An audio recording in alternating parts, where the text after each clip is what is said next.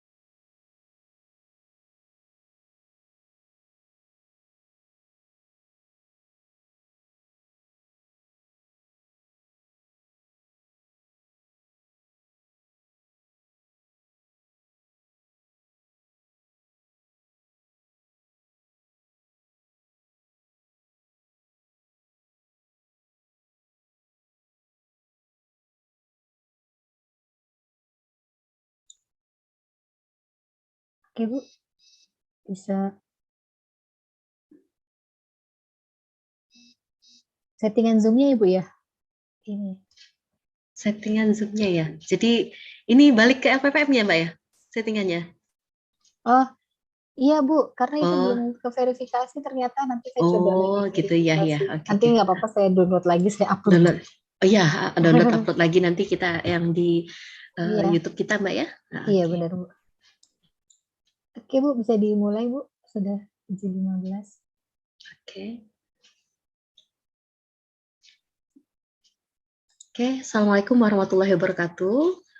Selamat malam. Iya, ini luar biasa ya. Jadi kami biasa ini Pak Eko, kalau malam kayak gini masih ngadain diskusi ya, masih ngadain sharing Iya. ya, kemudian ngerjain tugas-tugas terkait dengan apa penyelesaian progres riset kita seperti itu. Nah, oke. Ini ada dari Bu Hilda ya, Bu Hilda, selamat datang juga dari Universitas Daya Hasan ya, Pak Eko ya. Ya, Dahasan ya, Dahasan Bengkulu, Mbak Woro. Kemudian Oke. ini ada dari mahasiswa Universitas Fatfatullah ya. Nah, ini ada Pak Penza Agusman dari Fatfatullah juga, Bu. Mahasiswa. Oh, Universitas Fatfatullah. Iya, ini luar biasa ini. Kayaknya banyak cheerleaders nih Pak Eko. Iya, oke. Dan ada beberapa nanti dari mahasiswa Universitas Persada YAI yang tetap mendapatkan ini ya, mendapatkan penugasan terkait dengan mahasiswa MBKM, Pak. Jadi mereka tidak hanya penugasan, tetapi ikut juga terlibat dalam kegiatan riset kita. Oke, baiklah, mungkin ini langsung Mbak Woro, jadi ke sesinya Pak Eko ya, Pak Baidowi mungkin lagi OTW gabung ya. Ini ada yang dari ini nggak Mbak Woro dari UPI nggak? Ada Ami, Marsha, dari Ami, Anida, Ellen, iya, Farah ya, Marsha, yang ibu dari apa Prodi ada Mbak Woro? Belum join, Bu. Belum join ya, mudah-mudahan biasanya apa standby join Pak. Oke, baiklah. Ini saya belum dapat sebenarnya CV dari Pak Eko Francisco ya. Beliau adalah dosen dari Universitas Fatfatullah ya, dari jurusan agroteknologi ya. Jadi beliau akan sharing terkait dengan pertanian organik ya, Pak Eko ya. Kemarin kalian sudah dengar beberapa ya, itu materi yang disampaikan langsung oleh mitra kita dari PT CP Berdaya Agri ya, dari UKM Berdaya Agri yang dipimpin langsung oleh Pak Baidowi ya. Nah, gimana kita dengarkan juga ya dari versi beliau ini pakar pertanian ya di Bengkulu ya, jadi penyuluh lapangan ya Pak ya. Tapi memang tidak, pengelolaannya tidak seperti di Berdaya Agri ya. Kalau Berdaya Agri kan memang khusus perusahaan yang memang mengelola organik ya. Nah, ini beliau dari sisi akademisnya ya. Sama sih sebenarnya, sama yang dijelaskan oleh Pak Baidowi sama ya, tapi kita lihat perspektifnya bagaimana dari akademis yang memang berkecimpung langsung dengan agroteknologi ya. Jadi nanti bisa dijelaskan oleh Pak Eko Francisco langsung ya. Begitu juga mohon berkenan Pak Eko bercerita sedikit tentang profilnya Pak Eko kepada teman-teman mahasiswa ya, adik-adik mahasiswa ini yang luar biasa semangatnya ini ya. Berapa kali Mbak ini kita sharing sessionnya ini ada sudah 3 kali Bu. 3 kali ya, iya 3 kali. Jadi kita rencanakan tetap banyak sehingga ada banyak masukan yang diterima oleh mahasiswa, ada pencerahan juga ya, kemudian mereka juga langsung bertukar pikiran langsung dengan sumbernya langsung ya. Karena di UPYAI itu tidak ada Mbak ya jurusan yang pertanian Mbak Woro ya. Iya, jadi kita mempelajari proses bisnisnya bagaimana, kemudian bagaimana organik itu dan potensi-potensi dari organik ini di Indonesia khususnya seperti itu. Karena kan kita tahu organik ini menengah ke atas ya, Pak Eko ya, menengah ke atas, jadi dikonsumsi oleh menengah ke atas. Tapi itu tadi ya, terlepas dari itu sebenarnya habit dan apa ya istilahnya, habit dan dogma juga ya, Mbak Woro ya. Karena kan kalau mau sehat sebenarnya, kalau mau apa ya istilahnya panjang umur ya, long life ya, kira-kira seperti itu, kita juga harus investasi pada kesehatan diri sendiri ya kan, dan keluarga seperti itu. Nah itu juga sebenarnya sudah menjadi tren di kita sekarang untuk mengkonsumsi yang sehat dengan harga yang dikeluarkan berapapun sih kadang sekarang ya Mbak ya. Iya, karena kita tahu bahwa ya kita pandemi ya, kemudian kita juga harus menjaga kesehatan kita dengan mengkonsumsi yang sehat-sehat. Jadi tidak ada salahnya lagi kalau trennya sekarang sudah beralih ke organik, halal dan sebagainya, itu sudah sangat lumrah sekarang di 2022. Oke, kita juga sudah melakukan riset terkait dengan halal ya. Kemudian ini juga terkait dengan organik. Nah, kayak gitu. Jadi rasanya langsung saja ya kita dengarkan dari paparan Pak Eko Francisco, sekaligus berkenan sedikit saja Pak Eko untuk profilnya Pak Eko supaya teman-teman adik-adik mahasiswa ini tahu. Oke, langsung saja Pak Eko, dipersilahkan Pak Eko. Baik, terima kasih atas kesempatan baik ini. Saya ucapkan terima kasih kepada Ibu Febrianti, Ibu Dr. Febrianti ya, maaf ya. Enggak apa-apa. Ini sebenarnya saya baru juga dapat informasinya untuk ini ya Bu, untuk mengikuti ini. Jadi mungkin nantinya sifatnya sharing. Sebenarnya bukan pakar juga untuk bidang apa ini ya, pertanian organik, karena saya ini kan dosen juga baru dan status memang perlu banyak belajar. Sebenarnya yang mungkin lebih tertarik mendalami ini adalah itu tadi teman saya yang dari yayasan itu Ibu Ida, karena dia kebetulan dia teman satu sekolah juga di S3. Dia memang fokusnya kemarin itu ke pertanian organik dengan pelabelan dan bagaimana sistem green product sendiri seperti itu. Nah, makanya sebenarnya saya ajak dia untuk coba bagaimana di sini bertukar pikiran lah, sharing lah istilahnya Bu, Bapak Ibu, untuk mengikuti webinar ini. Nah, jadi itu kurang lebihnya Bu. Jadi saya ucapkan juga terima kasih kepada tim Rispro di sini. Ada Pak Ketuanya, Pak Sularso, Dr. Sularso, Ibu Febri, Ibu Oro, dan tim yang sudah berkenan mengundang kami untuk mengikuti kegiatan acara ini. Jadi sepintas Bu, saya perkenalkan, nama saya ini Eko Francisco, kebetulan memang asli dari Bengkulu. Saya ini dosen yang baru juga bergabung di Universitas Papua. Nah, untuk pertanian organik ini sendiri pernah juga saya mengikuti pelatihan tentang fasilitas pertanian organik dulu di Lampung sebenarnya. Nah, sebenarnya kalau identik dengan pertanian organik ini, kalau masalah produk, sebenarnya itu sebenarnya agak berat kalau dibilang yang pernah saya dapatkan dari narasumbernya. Namun yang perlu menjadi kajian adalah bagaimana menciptakan produk sehat. Karena alur atau arusnya untuk produk organik itu, pertanian organik itu agak susah, mulai dari lahan, mulai dari sumber daya yang tersedia, bagaimana itu semuanya bisa diinput oleh tanaman. Namun kalau kata-katanya yang sehat, untuk produk tanaman yang sehat itu lebih bagus kata. Kebetulan dulu Eyang apa namanya, dari Bandung juga kemarin pernah sempat saya belajar sama dia.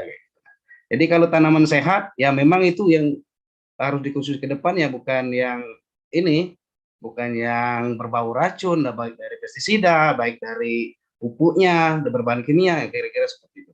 Mungkin nanti akan saya sharingkan sifatnya, Bu, bagaimana kita sama-sama belajar lah. Kalau ngomongkan kata Ibu Dr. Febri tadi pakarnya nggak tepat juga kayak gitu, Bu. Ya, mungkin itu, Bu.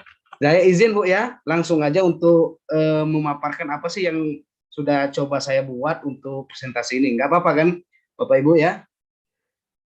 Saya coba share screen-nya ya. Ya, silakan Pak.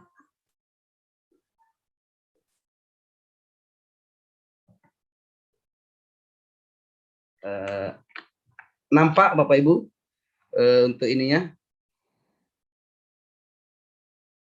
Nampak, Pak. Alhamdulillah, sudah nampak. Jadi ini sebenarnya kalau kebijakan pertanian organik ini sebenarnya sudah lama sih didengungkan, karena tadi menimpali daripada kebijakan yang pernah terjadi di Indonesia, adanya revolusi hijau. Bagaimana kita saat itu adalah bukan melihat mutu daripada sebuah produk pertanian, namun adalah kuantitas atau jumlah, bukan kualitas, namun kuantitas. Itu sebenarnya yang arah larinya adalah kepada pertanian organik. Kalau dulu bagaimana kita menciptakan seperti tadi misalnya, bagaimana swasembada pangan, itu di zamannya sebelum-sebelumnya, yaitu namanya revolusi hijau. Namun alhamdulillah memang tercapai bahwasanya pertanian pertanian yang dahulu dicapai itu adalah pertanian yang memang menghasilkan hasil produk pertanian yang bisa ekspor kayak gitu. Namun sekarang ini itu tadi yang disampaikan Ibu Febri, bahwasanya arah daripada pertanian sekarang ini adalah pertanian organik. Bagaimana kita mengkonsumsi tanaman atau produk pertanian ini yang sehat, yang bisa kita menjaga tubuh kita agar tetap sehat selalu tentunya. Apalagi seperti ibu-ibu ya, Ibu Woro dengan Ibu Febri ini kan, untuk menjaga kecantikannya kan, inner beauty juga penting. Ini mungkin dari tanaman organik ini yang sehat tentunya. Oke, itu tadi saya jelaskan sedikit. Ini saya Eko Francisco. Kebetulan ini kalau saya lihat Ibu sudah doktor, Ibu Febri, Ibu Uro mungkin sudah dokter. Kalau saya ini masih S2, Bu. Jadi masih sedikit ilmunya dibandingkan ibu-ibu semua. Nah, itu nah. Dan tadi juga ya mungkin belum sempat gabung, ada dari kepala LPPM ya, ketuanya juga ya, Pak Sularso, itu sudah dokter juga. Jadi arti kata ilmu saya ini belum seberapa dibandingkan ibu-ibu yang ada dalam ini. Namun paling tidak kita coba membelajar untuk berbagi pengalaman kayak gitu, Bu. Oke. Ini perlu ini kan, Bu, slideshow kan atau gimana? Atau cukup seperti ini? Di-fullkan saja, Pak. Oh, di-fullkan saja. Oke.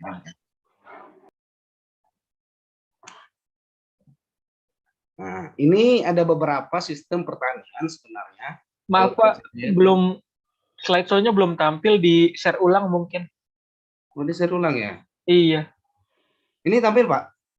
Ya, kalau ini cuma PowerPoint-nya aja yang tampil, tapi slideshow-nya nggak tampil. Stop share dulu, Pak Eko. Stop share, baru ulang share lagi. Iya. Oke, gitu. Iya, iya. Oke. Di slideshow dulu, baru dipilih nanti slideshow-nya yang di-share. Oke.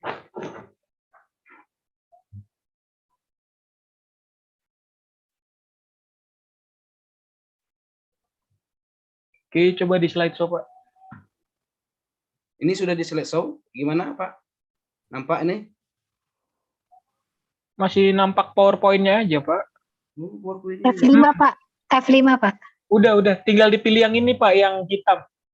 Yang gambar full, coba di-share. Iya, Nah, sudah. nanti pilihnya jangan yang PowerPoint, tapi yang slideshow ada. Ada Iya, dua dia. yang lambang layar itu kan? Jangan yang lambang layar. Di bawahnya, di bawah layar. Nanti ada dua itu. Yang ini bukan? Coba. Saya tutup dulu lagi, saya kirim ya. Ya, boleh.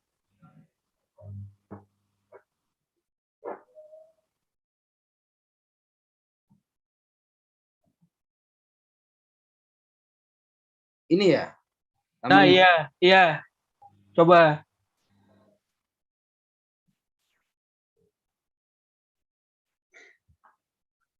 Nampak Bapak Ibu?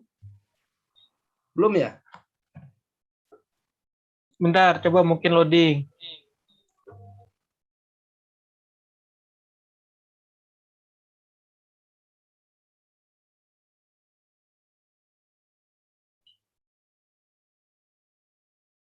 Iya Pak, nggak nampak Pak. Nggak nampak ya? Iya. Oh gitu ya. Atau mungkin bisa ini ya, minta bantu dikirimkan aja filenya itu gimana? Boleh. Di chat aja Pak. Di chat gimana? Ini kirimkan ini ya? Ya, filenya dikirimin di chat Zoom Pak. Gitu ya. Coba saya ulang sekali lagi ya Bu. Oke Pak. Mudah-mudahan bisa. Coba Pak, di tombol share screen, diklik. Kan muncul pilihan banyak tuh. Iya, betul. Ya. Nah, kan ada yang atas, ada yang bawah. Nah, nanti PowerPoint-nya udah full screen dulu di slideshow. Sudah belum? Sudah. Oke, kembali ke Zoom. Oke. Lalu pilih share screen. Ya. Nah, ada dua kotak kan di bawah ya? Di bawah ya. Kan yang kotak pertama itu screen whiteboard, ya kan, yang atas. Nah, di bawah itu ada PowerPoint. Ada satu lagi yang slideshow. Pilih yang slideshow Pak di share-nya. Oh iya.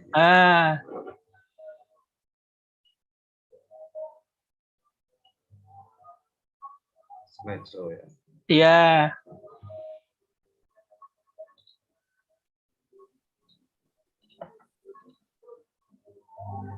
Nah, nampak Pak? Nah, mantap. Oke. Oke, sudah Pak. Tapi kayak nggak jalan ya di sini, agak macet apa ya? Dipencet tombol arah aja Pak, ke kanan ke kiri. Coba. Macet yang punya saya laptopnya, nggak bisa. Nggak jalan ajunya ya. Mas Yuni bisa. Boleh. Oke, Pak, minta tolong di-share di chat Pak filenya. Oke. Coba saya kirimkan aja. Oke, makasih Pak. Nah, tak mau keluar juga nih. Stop screen dulu ya. Oke. Tunggu bentar Bu, saya kirimkan aja. Kirimkan kemana ya? Di chat Pak, di kolom chat. Di kolom chat di bawah ya? Iya.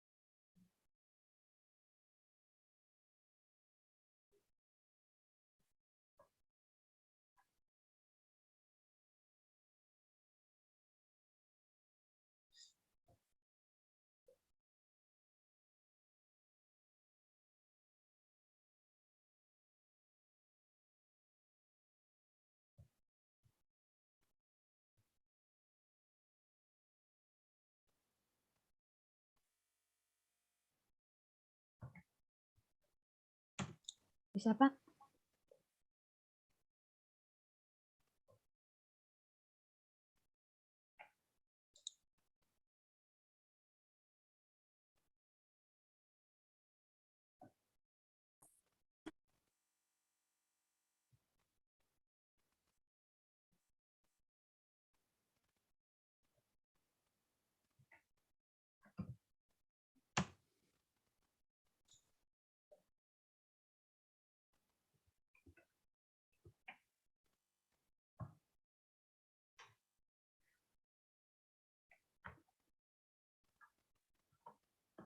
Nah, sudah saya kirim ini Bu, ini Pak.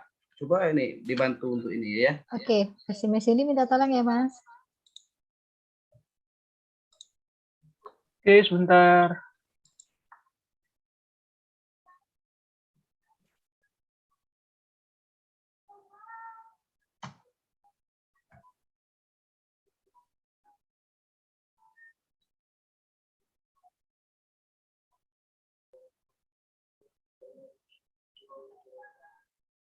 Pak Eko, sudah Pak Eko?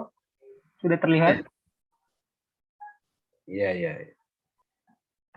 Oke, next saja Pak. Minta ditembus lintas.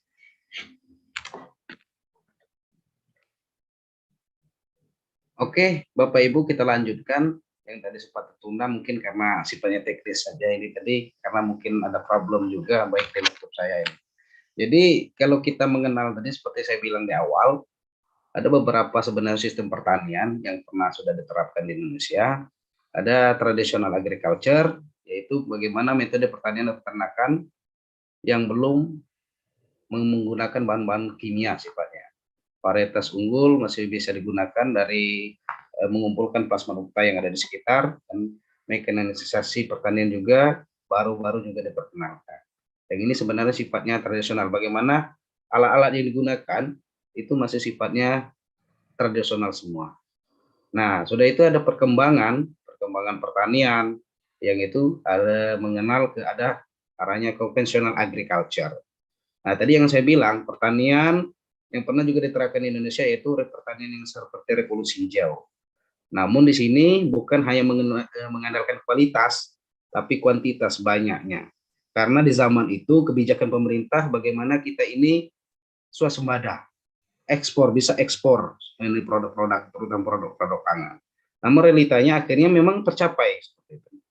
Nah, pertanian revolusi ini pertanian yang masih juga monokultur kalau di Indonesia waktu itu, dengan varietas unggul, penggunaan pupuk kimia yang jor-joran, penggunaan pestisida dan lain-lain. Dan ini sebenarnya efeknya terasa saat sekarang ini. Bagaimana lahan yang dulunya mungkin alami, masih sifatnya tradisional, kini sudah terkontaminasi karena tergantung terhadap pupuk kimia. Juga itu tidak bisa lagi tidak lepas dengan adanya penggunaan pestisida karena banyak hama ini yang resisten awalnya dengan penggunaan pestisida sebelumnya dan lain-lain. Juga ada namanya nanti pertanian yang ke depan adalah pertanian sustainable agriculture. Karena konsep dari Kementerian Pertanian ini ada nama konsepnya ada LEISA, Low External Input for Sustainable Agriculture. Jadi pertanian yang disiapkan untuk generasi yang bisa dilaksanakan generasi yang akan datang atau pertanian yang berkelanjutan. Bagaimana penggunaan pertanian itu dilihat dari faktor lingkungan bisa termanfaatkan secara kontinu atau berkelanjutan bagi generasi yang akan datang. Nah, di sini selanjutnya juga ada nanti integrated farming system, ini yang biasanya disebut IPS. Ini bagaimana kita mengkombinasikan praktek pertanian itu dengan mungkin dengan peternakan, dengan sistem kalau dulu ada namanya inti plasma seperti perusahaan perkebunan pir kayak gitu yang dimasukkan tanaman peternak hewan ternak seperti itu. Dan selanjutnya juga ada namanya pertanian biodinamik, tipe pertanian organik dengan memasukkan dimensi spiritual. Nah, daripada inti itu semua sebenarnya arah pertanian ini diarahkan lagi kepada pertanian organik. Karena tadi kenapa mengkhawatirkan kalau dibiarkan dengan pertanian sebelum menggunakan bahan pestisida, menggunakan pupuk kimia, ini bisa merusak kepada kesehatan daripada umat manusia ke depan. Sudah itu lingkungan yang menjadi tempat media tanaman juga menjadi terganggu. Nah, sekarang kan sudah banyak nih, kalau kita bandingkan dengan umur, sebenarnya ini sebenarnya nggak boleh sebenarnya, nggak dibandingkan dengan umur. Kalau orang-orang dahulu umurnya mungkin lebih jauh lebih panjang dibanding orang-orang sekarang. Nah tadi karena mereka memakan makanan yang sifatnya alami, alam-alam yang dari hutan, dari memang yang tidak terkontaminasi dengan bahan-bahan kimia seperti itu. Kalau dibandingkan sekarang ini banyak sekali berbagai macam penyakit yang ditimbulkan tadi. Mungkin tadi faktor dari residu bahan kimia seperti penggunaan pestisida, dengan polusi, dengan juga sumber makanan yang diperoleh dari tanaman yang kita olah melalui bahan kimia atau pupuk kimia.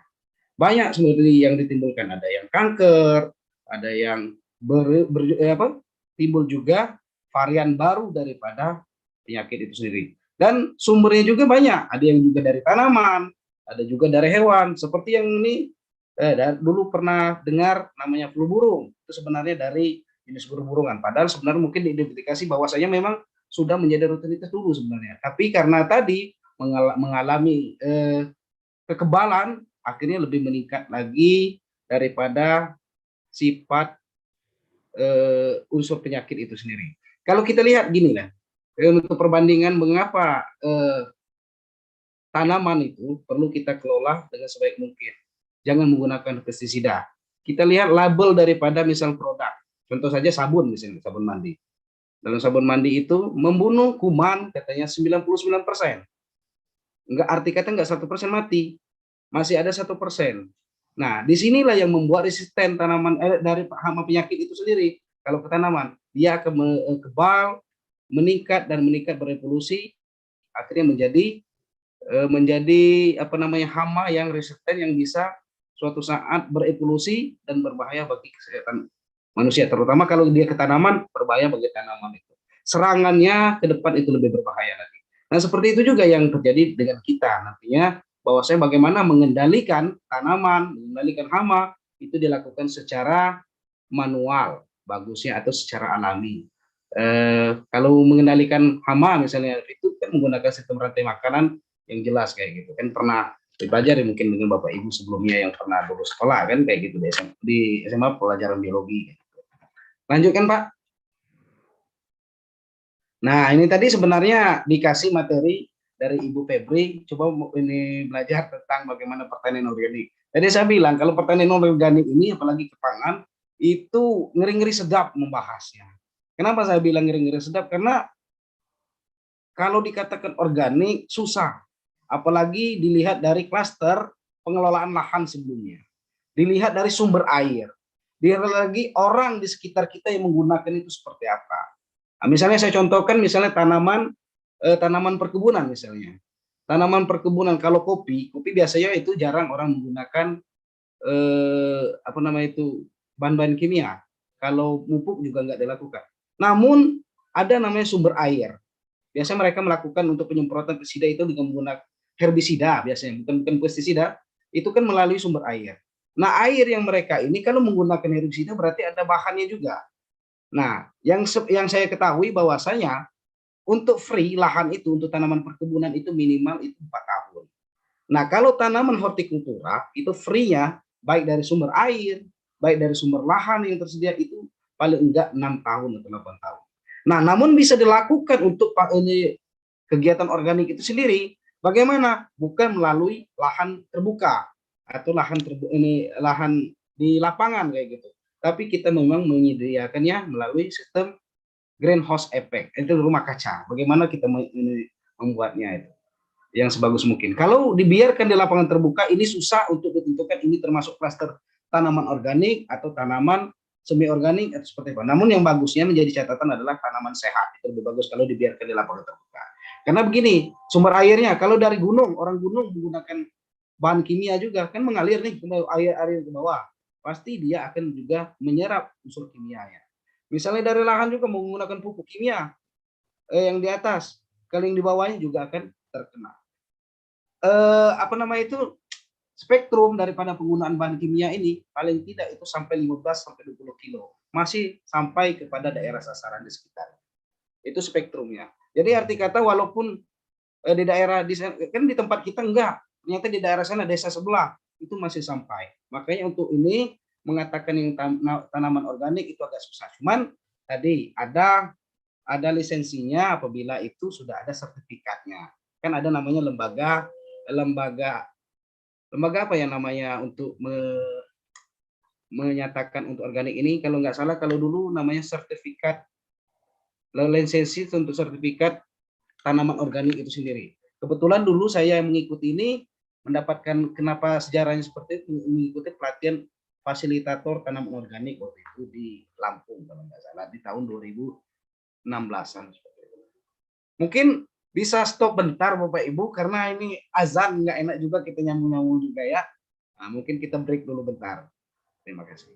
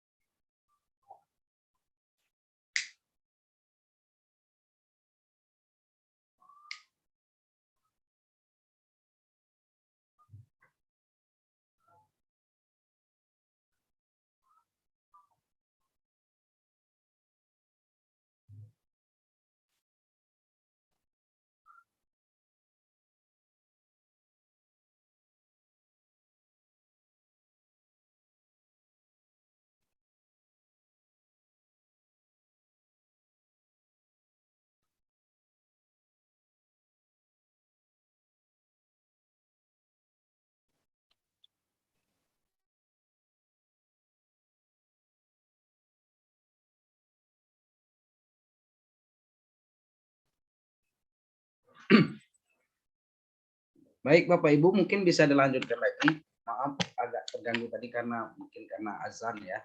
Karena kita nggak enak juga kita cuap-cuap, sedangkan panggilan yang di atas kita nggak indahkan gitu. Baik, lanjutkan lagi next saja Pak. Ini kenapa kita harus kenapa sih kita harus menerapkan pertanian organik? Yang pertama itu ya karena lebih kaya nutrisi dan vitamin. Karena kenapa? Dari sumber bahan organik itu yang memang sebenarnya banyak mengandung nutrisi yang bagus untuk kesehatan terutama. Kandungan kalsium aja di tanaman tomat misalnya kan, itu 23 organiknya, kalau non organiknya 5. Sedangkan selada 71 untuk kandungan kalsiumnya, sedangkan non organiknya 16. Ini untuk buncis 41 miligram per 100 gramnya dan non organik 15. Next Pak. Ini salah satu tomat, kenapa enggak? Nah, tomat dan tanaman sayur organik punya kandungan vitamin hanya 25-50% lebih tinggi. Namun kebiasaan biasanya kalau ibu-ibu sih di daerah ini lebih, kalau di pasar bukan yang melihat yang ini, melihat yang segar, bagus, madam. Padahal itu belum tentu aman untuk dikonsumsi karena biasanya itu menggunakan banyak pestisida. Jadi yang justru yang enggak bagus misalnya bentuknya, performance-nya itu justru lebih aman untuk dikonsumsi sebenarnya. Selanjutnya tadi saya bilang adalah lebih aman dikonsumsi. Mengapa? Karena tadi bebas residu pestisida sintetis. Selanjutnya bebas residu hormon sintetik dan antibiotik. Nah, di sini sebenarnya di dunia pertanian itu berbagai macam banyak produk yang bisa dihasilkan melalui rekayasa genetik. Ini yang berbahaya, rekayasa genetik untuk daripada genetik baru atau gen baru daripada tanaman. Ada lagi yang terbaru adalah bagaimana rekayasa genetik adalah itu mengatur gen. Jadi gen itu diacak pada tanaman supaya lebih bagus. Namun ini justru nggak bagus untuk kesehatan. Ini yang terbaru kebanyakan itu dari Cina, itu yang bisa merekayasa karena mereka menggunakan bahan-bahan aktif molekular yang sifatnya bahan kimia seperti nuklir, malahan menggunakan nuklir untuk rekayasa genetik ini, untuk rekayasa tanaman yang tentunya nanti akan berbahaya bagi kesehatan. Nah, sudah itu bebas tadi GMO transgenik. Kalau dulu pernah tanaman yang kita supply di Indonesia adalah tanaman kedelai yang transgenik. Akhirnya dihimbau oleh pemerintah untuk tidak mengkonsumsi lagi tanaman transgenik seperti kedelai transgenik itu. Nah, ini tadi karena dilihat dari sifat daripada konsumsinya aman atau tidak bagi kesehatan. Oke Pak, next. Nah, selanjutnya yaitu tentang kenapa kita melaksanakan organik ini adalah bagaimana tanaman organik itu yang ramah lingkungan. Karena kenapa? Yaitu tadi meningkatkan jumlah mikroorganisme tanah.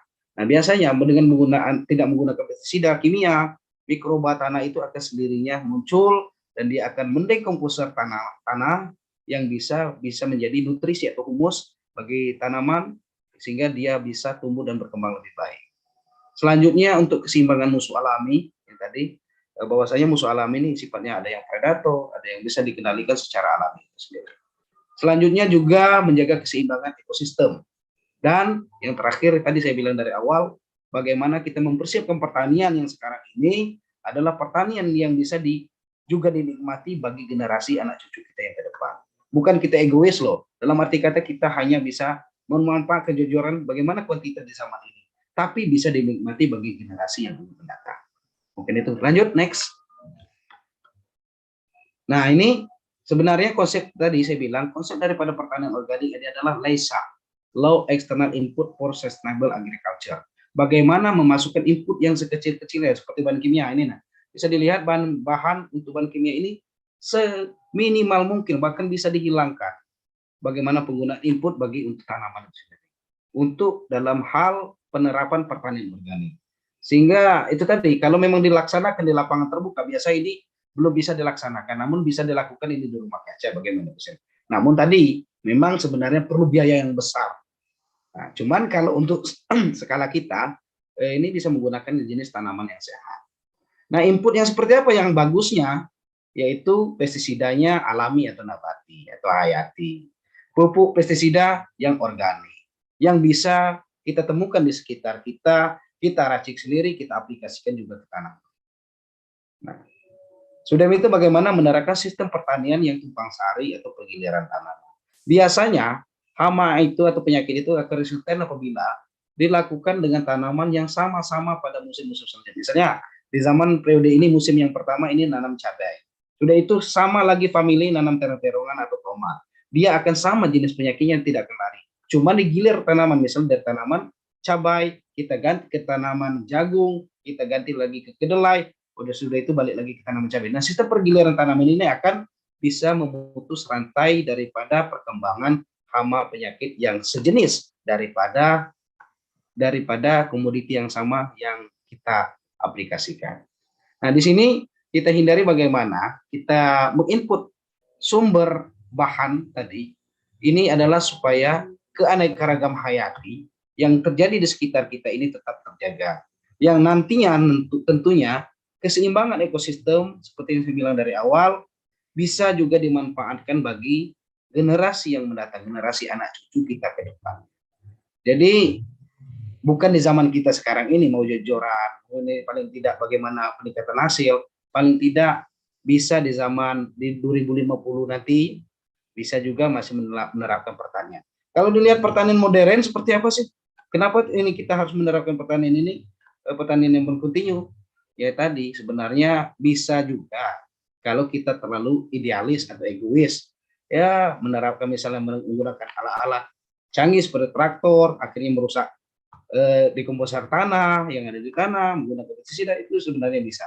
Nah, sekarang ini bahkan sudah penerapan teknologi itu sudah menggunakan sistem tanam, sudah ada yang menggunakan sistem drone. Drone dipasang, bagaimana monitor juga penyiraman juga sudah menggunakan drone itu sendiri. Ini sebenarnya konsep yang lebih canggih lagi untuk pertanian. Mungkin next, Pak. Nah, ini tadi yang gambaran tentang pestisida.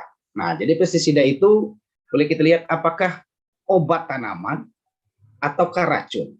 Nah, sebenarnya kalau pestisida yang sifatnya bahan kimia, jelas itu adalah racun, bukan menjadi obat. Nah, karena tadi dia itu diracik dari bahan-bahan yang memang bahan kimia, bukan bahan yang terdekomposer atau bisa terurai. Gitu. Nah, kalau yang bahan kimia ini tidak bisa terurai, akhirnya misalnya nih, kita lihat alurnya, dia melakukan penyemprotan pada tanaman. Nah, akhirnya mengganggu organisme tanaman, tanah yang ada di tanah ini akan mati dengan akibat dari penggunaan bahan kimia. Tapi kalau menggunakan sifatnya alami, dia tidak akan mati. Pestisida nabati atau pestisida hayati tidak akan mati. Nah, masuk lagi ke tanah, ngalir ke air, terhisap lagi ke dalam sumur misalnya melalui saluran itu. Nah, ini nantinya akan jadi residu apabila termakan dengan manusia. Manusia sendiri akan mengalami adanya penyakit. Akhirnya teler mungkin ya tadi akan meninggal. Sebenarnya kalau dikaji sih mungkin memang sudah ajalnya. Tapi seperti sekarang ini untuk kasus COVID, sebenarnya tidak semuanya itu karena polusi atau seperti apa, mungkin bisa jadi karena tadi dari perpindahan makanan, dari sentuhan. Nah, seperti itu sebenarnya yang terjadi penimbul daripada penyebaran penyakit. Nah, ini tadi akumulasi penyakit yang ditimbulkan juga bermacam-macam. Ada yang penyakitnya kronis, ada yang kanker, ada malahan yang jenis varian baru yang timbul daripada kelahiran daripada anak-anak yang baru dilahirkan. Seperti cacat misalnya seperti itu. Ini tadi karena akibat pestisida atau yang mengandung bahan kimia. Nah, ini yang sifatnya pestisida yang kimia loh, yang beracun, bukan sebagai kalau pestisida nabati pasti dia sebagai obat tanaman, mengendalikan hama dan penyakit tanaman seperti itu. Lanjut, Pak.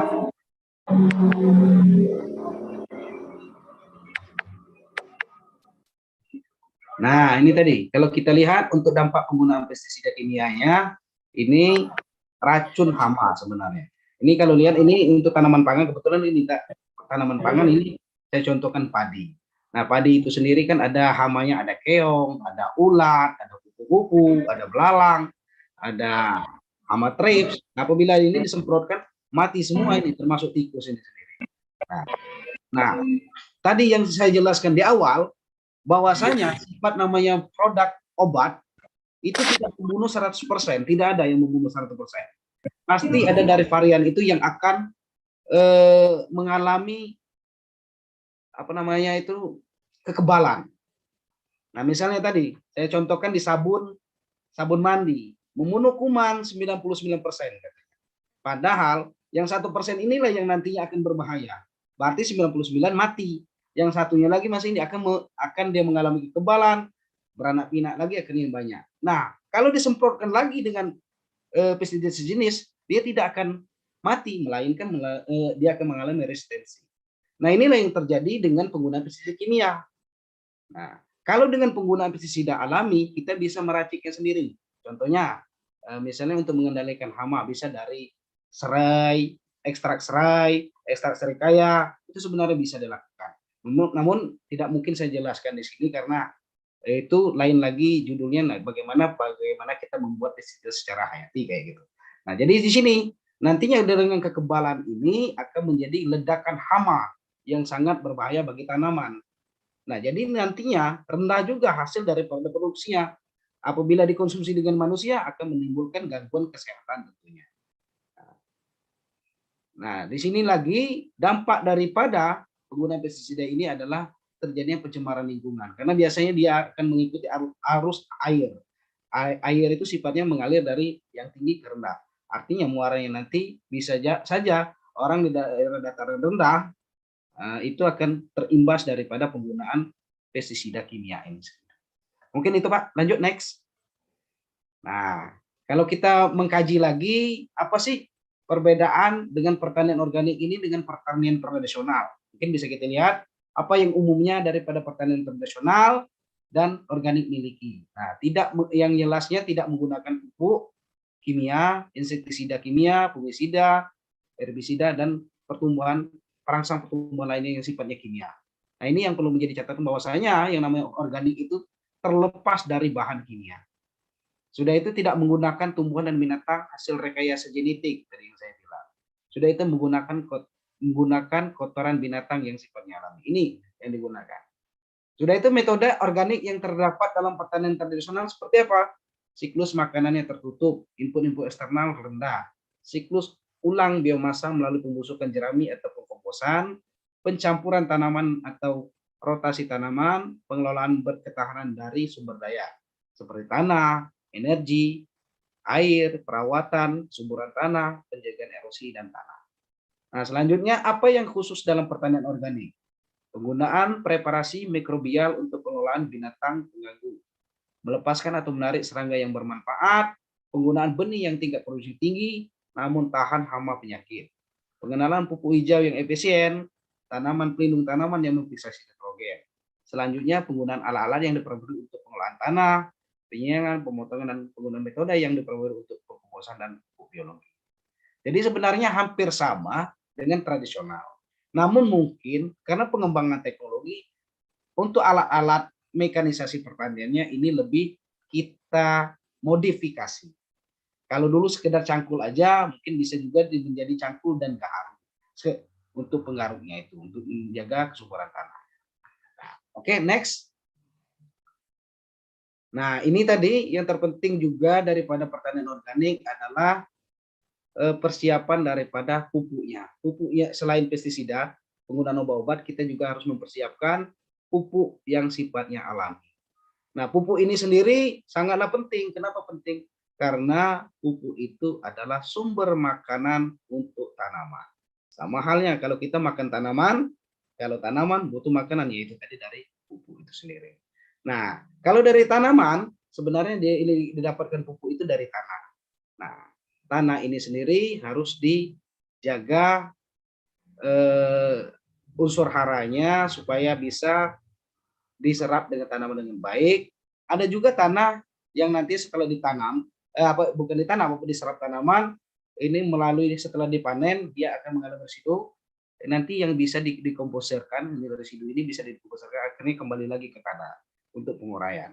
Ada juga beberapa unsur tanah ini yang nantinya leaching, mengalami cucian atau melalui bisa terjadi tadi, melalui erosi, melalui penguapan, dan sebagainya.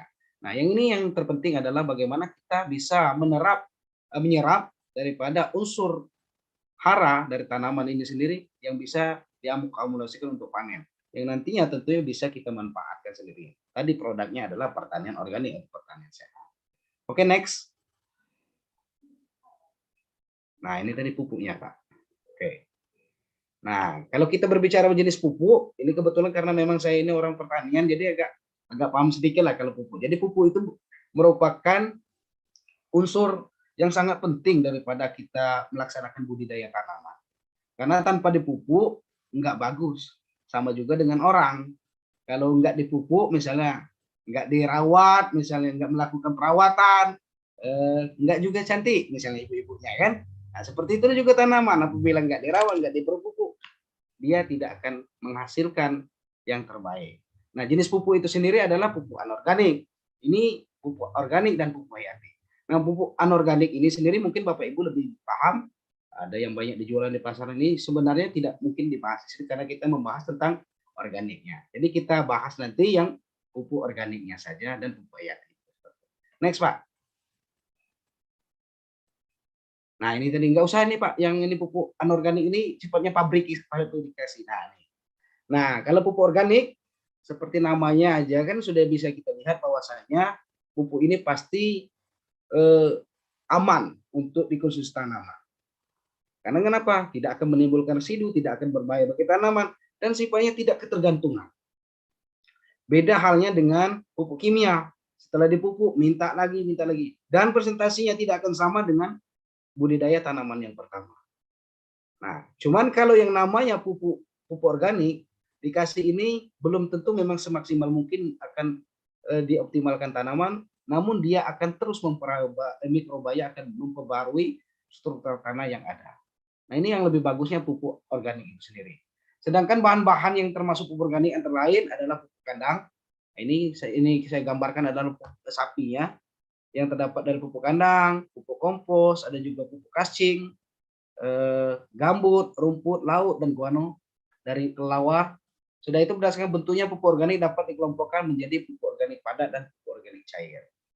Nah, ada juga bagaimana kita simulasikan bagaimana untuk pupuk organik ini ada yang bisa dilakukan pemupukan di dalam tanah atau di permukaan tanah, ada juga yang langsung dengan tanaman.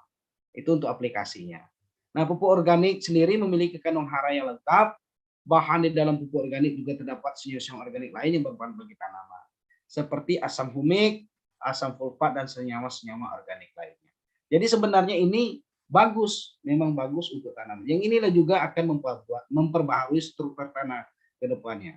Tapi kalau menggunakan pupuk kimia, tanah akan menjadi gersang dan susah mengembalikannya lagi ke tanah yang lebih subur lagi. Ini perlu menggunakan waktu yang agak lama. Tidak seinstan dengan kita menggunakan pupuk kimia itu sendiri. Ada pupuk menghasilkan kayak gitu. Ini perlu waktu setidaknya untuk menggalikan tanah itu lebih optimal lagi nuansa organiknya. Lanjut Pak, next.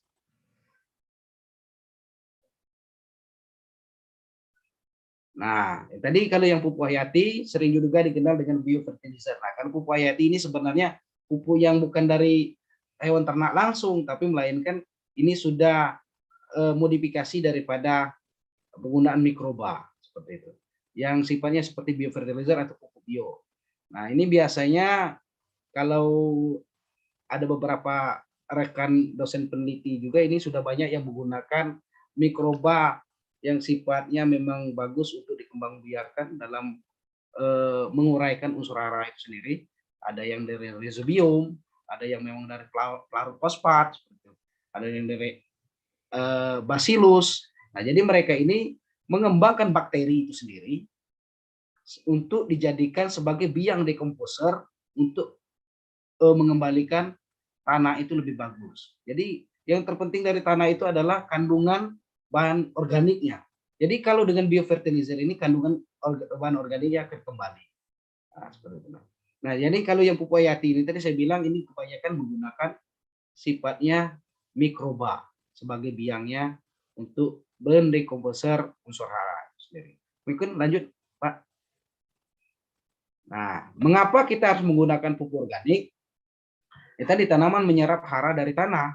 Oleh karena itu harus dikembalikan menjadi tanah dan diberikan ke tanah lagi. Ini sebenarnya konsepnya sama dengan kita. Dari tanah hidup akan juga kembali ke tanah. Seperti inilah sebenarnya alir daripada orang-orang pertanian itu, bagaimana kita menyiapkan unsur hara itu paling tidak bermanfaat bagi kehidupan sekarang. Kalau kita lihat, kita ini berdasarkan dari tanah. Nah, selama kita hidup aja yang kita bermanfaat, itu bermanfaat bagi teman-teman, bermanfaat bagi keluarga, bermanfaat bagi orang sekitar. Seperti itulah tanaman. Tapi ketika dia kembali lagi ke tanah, menjadi tanah lagi, dia tidak bisa bermanfaat sebenarnya. Tapi yang mana manfaatnya? Ketika dia menjadi tanaman, bisa dikonsumsi Bapak Ibu, bisa dikonsumsi orang-orang lain. Nah, seperti itulah yang sebenarnya bermanfaat bagi sesama sebenarnya. Nah, seperti itu juga tanah. Ketika dia bisa bermanfaat bagi orang lain, yaitu untuk menyuburkan tanaman, tentunya juga bisa bermanfaat bagi orang di sekitarnya. Nah, yang terpenting tadi saya bilang bahwasanya pupuk organik itu yang terpentingnya adalah bahan organik tanahnya. Karena seperti kita lihat, kalau tanah gurun pasir ya, yang berpasir itu tidak ada bahan organik tanahnya. Jadi dia untuk menyerap, mengikat air, dia akan hilang saja. Kalau kita menyiram ke ini pasir misalnya, dia akan hilang sendiri. Tidak ada yang bisa menahan laju air. Tapi kalau ada pupuk organik, dia akan mengikat air, mengikat unsur hara yang lain, sehingga bisa dimanfaatkan untuk tanaman. Dan bahan organik ini sifatnya juga menjaga kelembapan tanah di sekitarnya. Nah, itu tadi, biasanya tanaman juga butuh sama dengan kita, membutuhkan air. Nah, kalau tanahnya cepat kering, cepat juga kita nyiram lagi kan percuma. Seperti itulah prosesnya kalau menggunakan bahan kimia tadi, pupuk kimia, dia akan mengalami leaching, hilang dengan sendirinya. Nah, bahan organik mampu meningkatkan KPK dan daya sangga tanah, seperti fotosintesis, keterlindian, yang tadi saya bilang leachingnya, serta biodegradasi pestisida dalam tanah. Bahan organik juga dapat membentuk kompleks dengan unsur-unsur hara mikro, sehingga dapat mencegah kehilangan lewat pelindian atau pencucian, serta mengurangi timbulnya keracunan unsur hara mikro. Bahan organik juga mampu melepaskan P yang disemat oleh oksida melalui ferrum dan aluminium dalam tanah. Nah, ini sebenarnya yang ini konsepnya ini teknisnya sebenarnya pembelajaran ini mungkin nggak perlu diperjelaskan secara dalam. Mungkin Pak next saja Pak ya. Nah, ini tadi yang saya bilang kompos sebagai pupuk organik. Nah, kompos ini sendiri adalah pemanfaatan dari sisa-sisa tanaman. Ini bisa dimanfaatkan seperti misalnya penggunaan menjadikan dari sisa pengolahan padi misalnya. Kan ada komposnya itu. Kita bisa menjadikan kompos dari batang jerami ya. Nah, kompos memiliki kandungan hara NPK yang lengkap meskipun substansi kecil. Kompos juga mengandung senyawa yang lain sangat bermanfaat bagi tanaman. Nah, kompos ibarat multivitamin bagi tanah dan tanaman. Sama dengan tadi, bahwasanya ini bisa menjadi sumber bahan organik bagi tanaman juga. Kompos. Namun, kalau kompos ini, karena tadi bukan yang pokoknya, tapi sisa-sisa, jadi presentasinya untuk kandungan lebih kecil dibandingkan dengan pupuk organiknya itu sendiri. Bisa lanjutkan, Pak? Nah, kompos sebagai pupuk organik tadi pada prinsipnya semua bahan yang berasal dari makhluk hidup atau bahan organik dapat dikomposkan. Serasa daun-daunan, pangkasan rumput, ranting dan sisa kayu dapat dikomposkan juga. Kotoran ternak, binatang, bahkan kotoran manusia bisa dikomposkan. Termasuk juga yang lain seperti itu. Nah, ada bahan yang mudah dikomposkan, ada juga bahan yang susah untuk dikomposkan. Dan semua itu namun perlu penggunaan bahan-bahan yang ada di sekitar. Misalnya, saya contohkan. Ada bahan yang susah dikomposkan, mungkin bisa yang sifatnya membuat menjadi dekomposer itu adalah bahannya adalah dari gula. Nah, kalau kita lihat adalah kandungan sukrosa atau gula.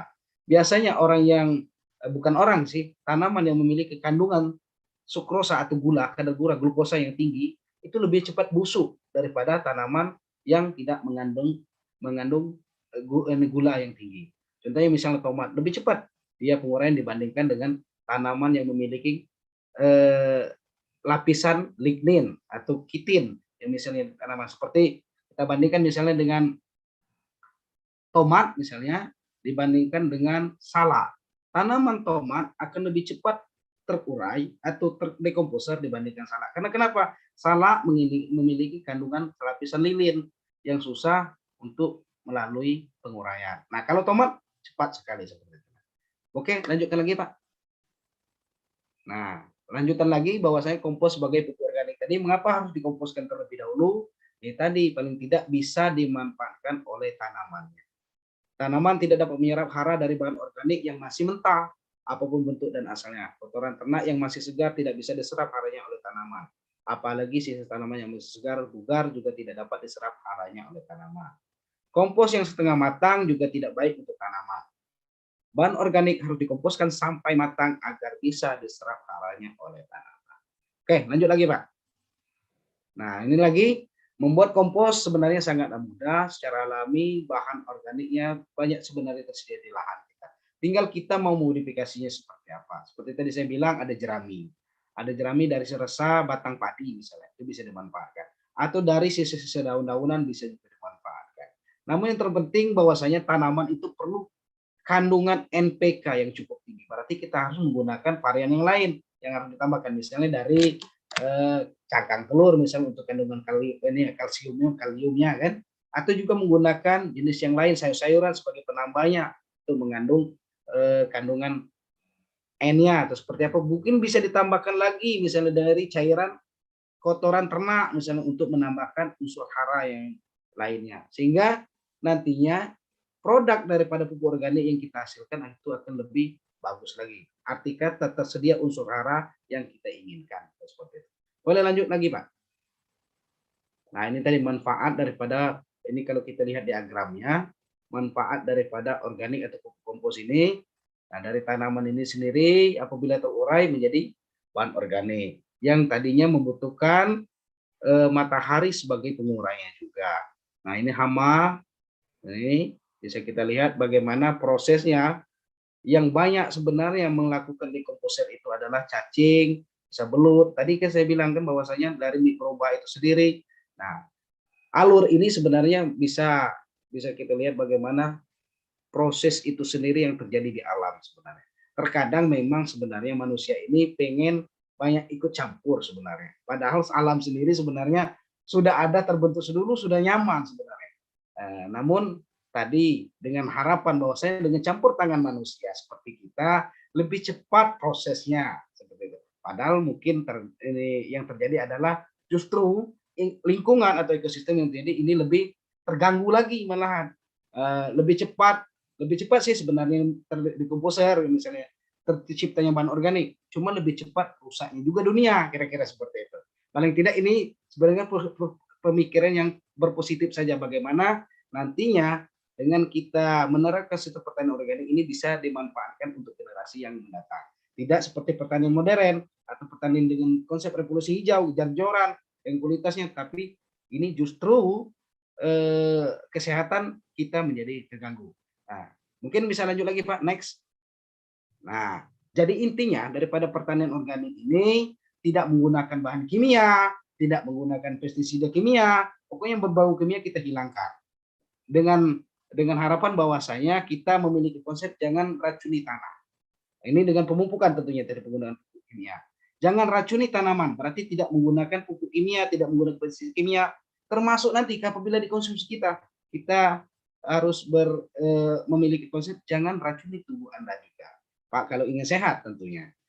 Seperti itu paling tidak gambaran yang tercermin daripada penerapan pertanian organik itu sendiri. Mungkin lanjut, Pak. Nah, ini tadi saya ulas sedikit karena tadi menyitir tentang ini bahwasanya yang kerusakan itu bukan disebabkan oleh hama atau lingkungan sekitar, tapi karena campur tangan kita semua. Seperti yang saya lihat ini, saya ambil dari terjemahnya bahwasanya dan janganlah kamu membuat kerusakan di muka bumi, sudah Allah memperbaiki dan berdoalah kepadanya dengan rasa takut, tidak akan diterima dan harapan akan dikabulkan.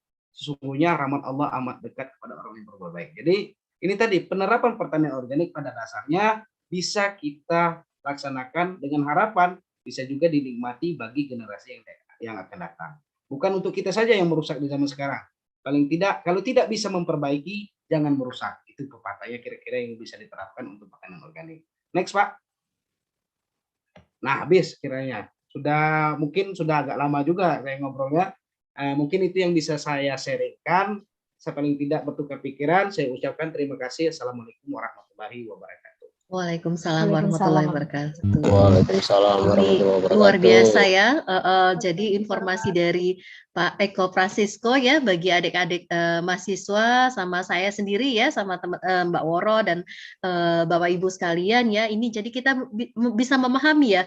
Ternyata kita itu memang perlu untuk memahami sesuatu tuh sebenarnya jangan setengah-setengah juga sih sebenarnya. Iya kan? Ya, kalau kita setengah-setengah itu tadi yang kita dapat juga setengah gitu ya. Tapi alhamdulillah ini kita udah dapat banyak pencerahan juga ya. Walaupun memang kita harus mendengarkan dari sisi pertaniannya bener loh kayak gitu. Supaya kita juga nggak salah ini ya, nggak salah tafsir, nggak multi tafsir bahwa oh begini maksudnya yang organik itu, oh begini nanti efeknya bagi tubuh kita gitu ya. Jadi kalau berdasarkan paparan Pak Eko, jadi takut nih kalau misalnya kita ini ya, kita mau mengkonsumsi yang tidak organik lagi ya, rasanya ini kalau ibu ya dengan usia kayak gini ya Mbak Woro ya, kita harus menjaga ekstra apalagi dengan kondisi di sekitar kita yang banyak ya yang menyebabkan kita memacu kita menjadi sangat tidak sehat gitu ya. Benar sekali. Jadi memang harusnya trennya kita bukannya soal duitnya, tetapi memang kita sudah harus berusaha dengan hidup lebih sehat ya. Dan memang tidak perlu membanggakan negara-negara luar ya. Kalau saya dengar dari Pak Eko, saya nggak terlalu bangga dengan pertanian yang menerapkan revolusi industri di Jepang ya, yang menggaungkan 4.0, yang menggaungkan kemudian mereka sendiri sadar ujungnya mereka masuk ke society 5.0 ya. Karena apa? Apa yang mereka hasilkan itu tidak membuat mereka nyaman. Makanya mereka masuk ke 5.0.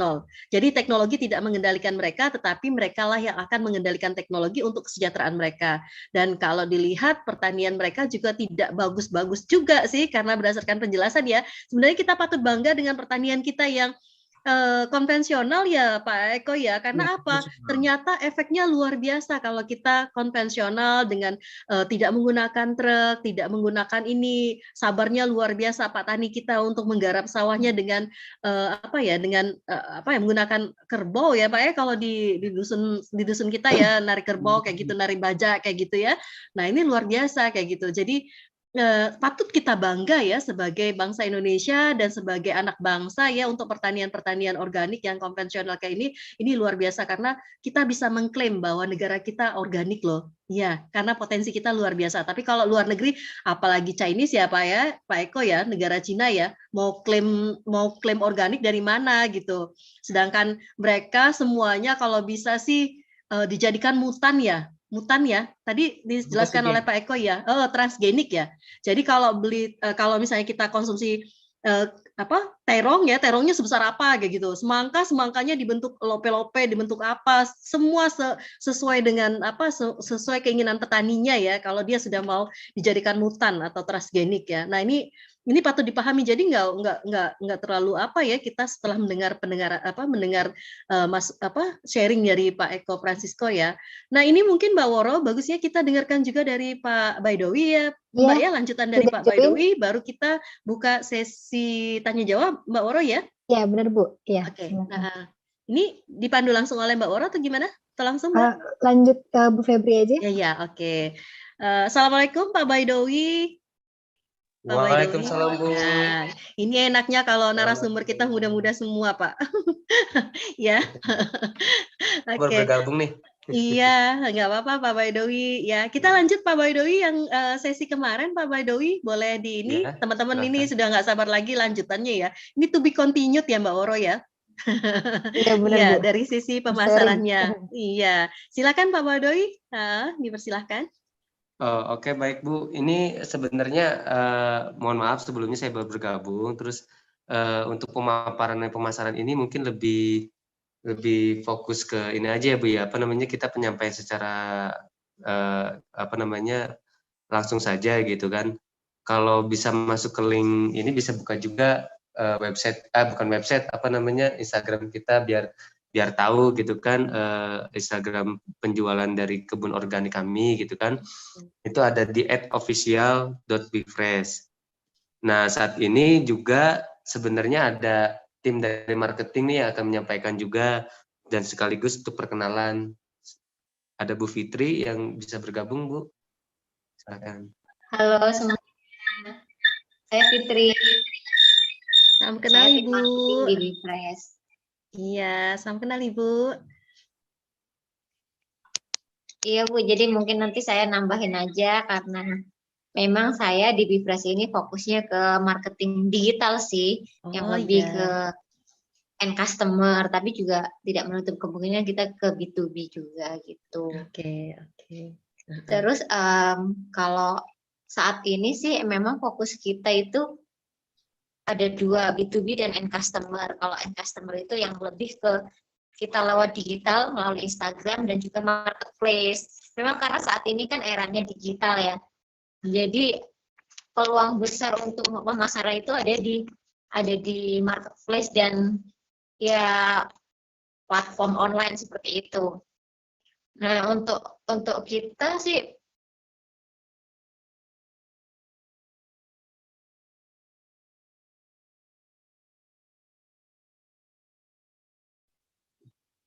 halo. Ya, silakan Bu. Halo, maaf tadi macet. Iya, silakan Mbak. Ya, memang ini pertama kali kita mulai juga kita langsung dengan Instagram nih dulu. Memang dengan yang resource yang kita punya, ya kita maksimalin lah sebisanya gitu dengan mempromosikan lewat Instagram, FB Ads, Instagram dan FB Ads gitu.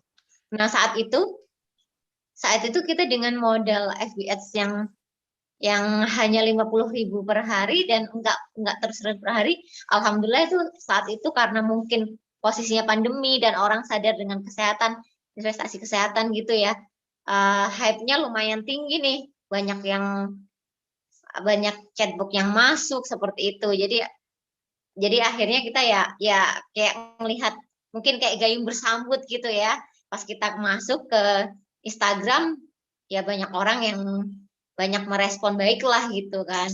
Terus akhirnya dari situ karena memang konsumsi sayuran itu kan tiap hari ya dan orang belanja sayuran mungkin mingguan gitu kan.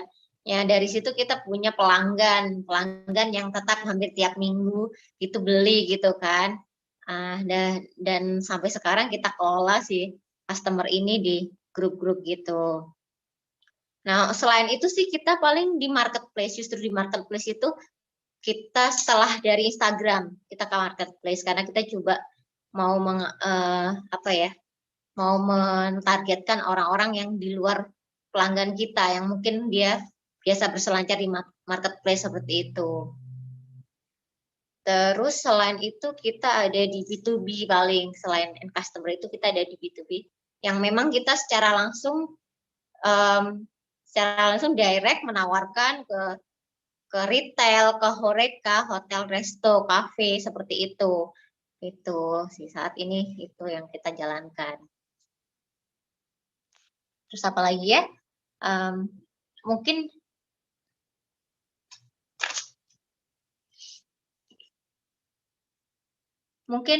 apa ya? Yang kita tekankan sih mungkin saat ini lebih ke gimana ya branding si Bifres ini dikenal sebagai kita kan tekadnya be always fresh and healthy gitu kan. Kita pengen menciptakan produk sehat, sayuran sehat tapi yang affordable gitu, yang mudah, yang bisa dikonsumsi oleh hampir semua kalangan gitu kan.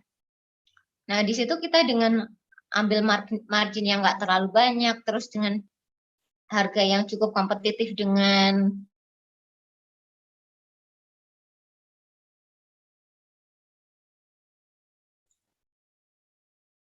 Iya Bu, suaranya.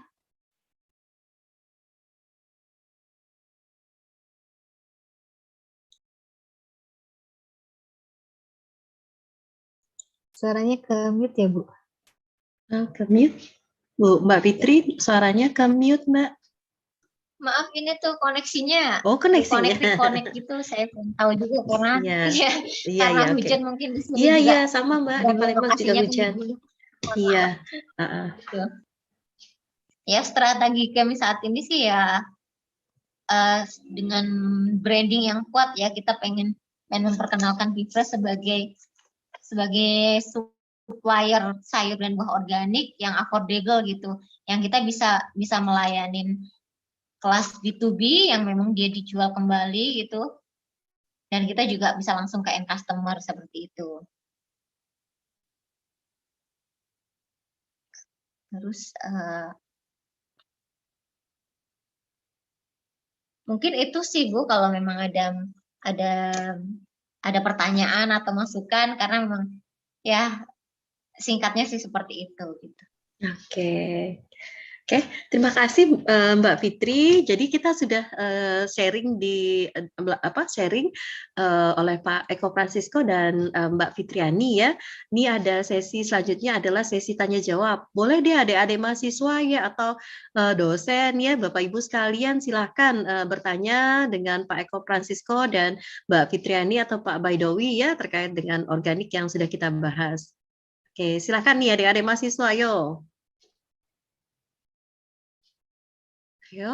Karena jarang-jarang loh ketemu kesempatan seperti ini ya, dan memahami kalau teman adik-adik mahasiswa simak tadi ya, itu luar biasa loh. Kalau ini ya, kalau simak dengan baik ya, itu banyak sekali manfaat yang kita terima dari penjelasan Pak Eko dan Mbak Fitriani ya. Apalagi sekarang kalau di Mbak Fitriani ya tadi di Bifresh ya, itu sudah ada Instagramnya segala macam. Jadi kita bisa bertahap ya, memberikan sugesti kepada orang tua kita, bertahap memberikan edukasi kepada lingkungan kita sekitar ya, untuk mulai mengkonsumsi organik seperti itu. Kalau Ibu semenjak ngikut ini Mbak ya, itu mulai Jadi hidup deh. sehat ya Bu ya?